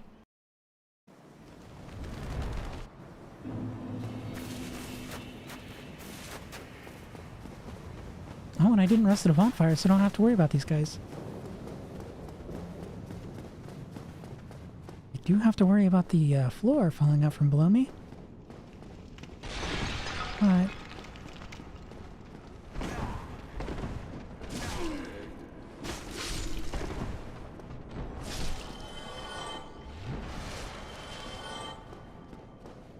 Right here. This will take me right up.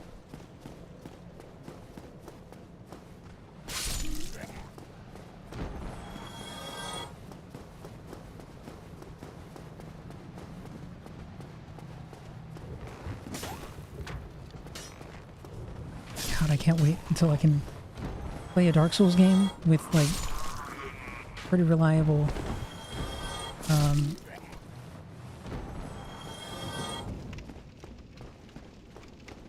lock-on mechanics. That's what I was trying to say. Like, I don't have to question whether or not I'm gonna log on to an enemy when I press the button.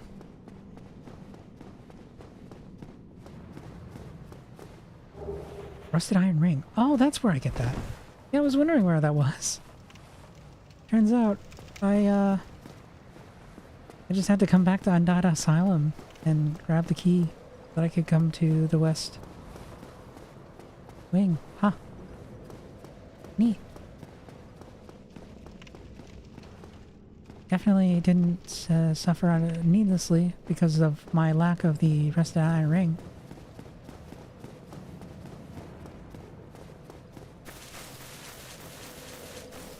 Rusted iron ring basically just gives you the ability to move less impeded through, like, yeah, swamps. It specifically says swamps. It just allows you to move faster when you're, you know, moving through swamps.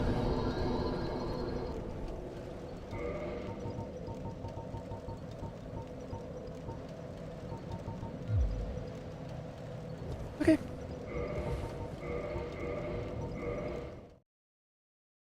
Well, that's Dark Souls.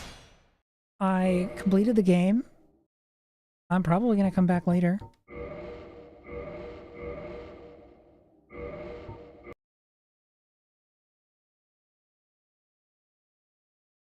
And now I'm gonna go sleep. Go sleep, and then I'm gonna go sleep, and then I'm gonna go sleep more.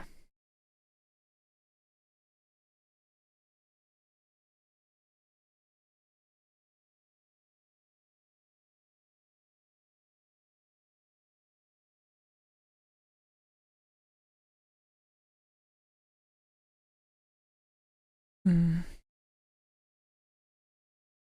Oh, wait, the peculiar doll actually allows you to use the painting. I thought you could use the painting without the peculiar doll.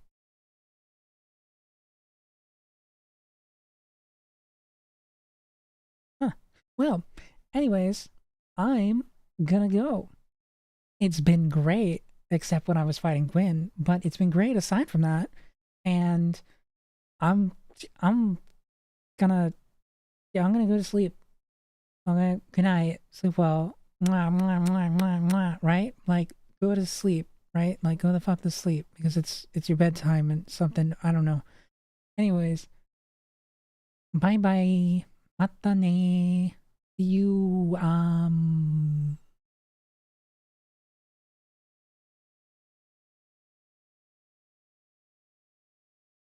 Probably Sunday. I think. Maybe?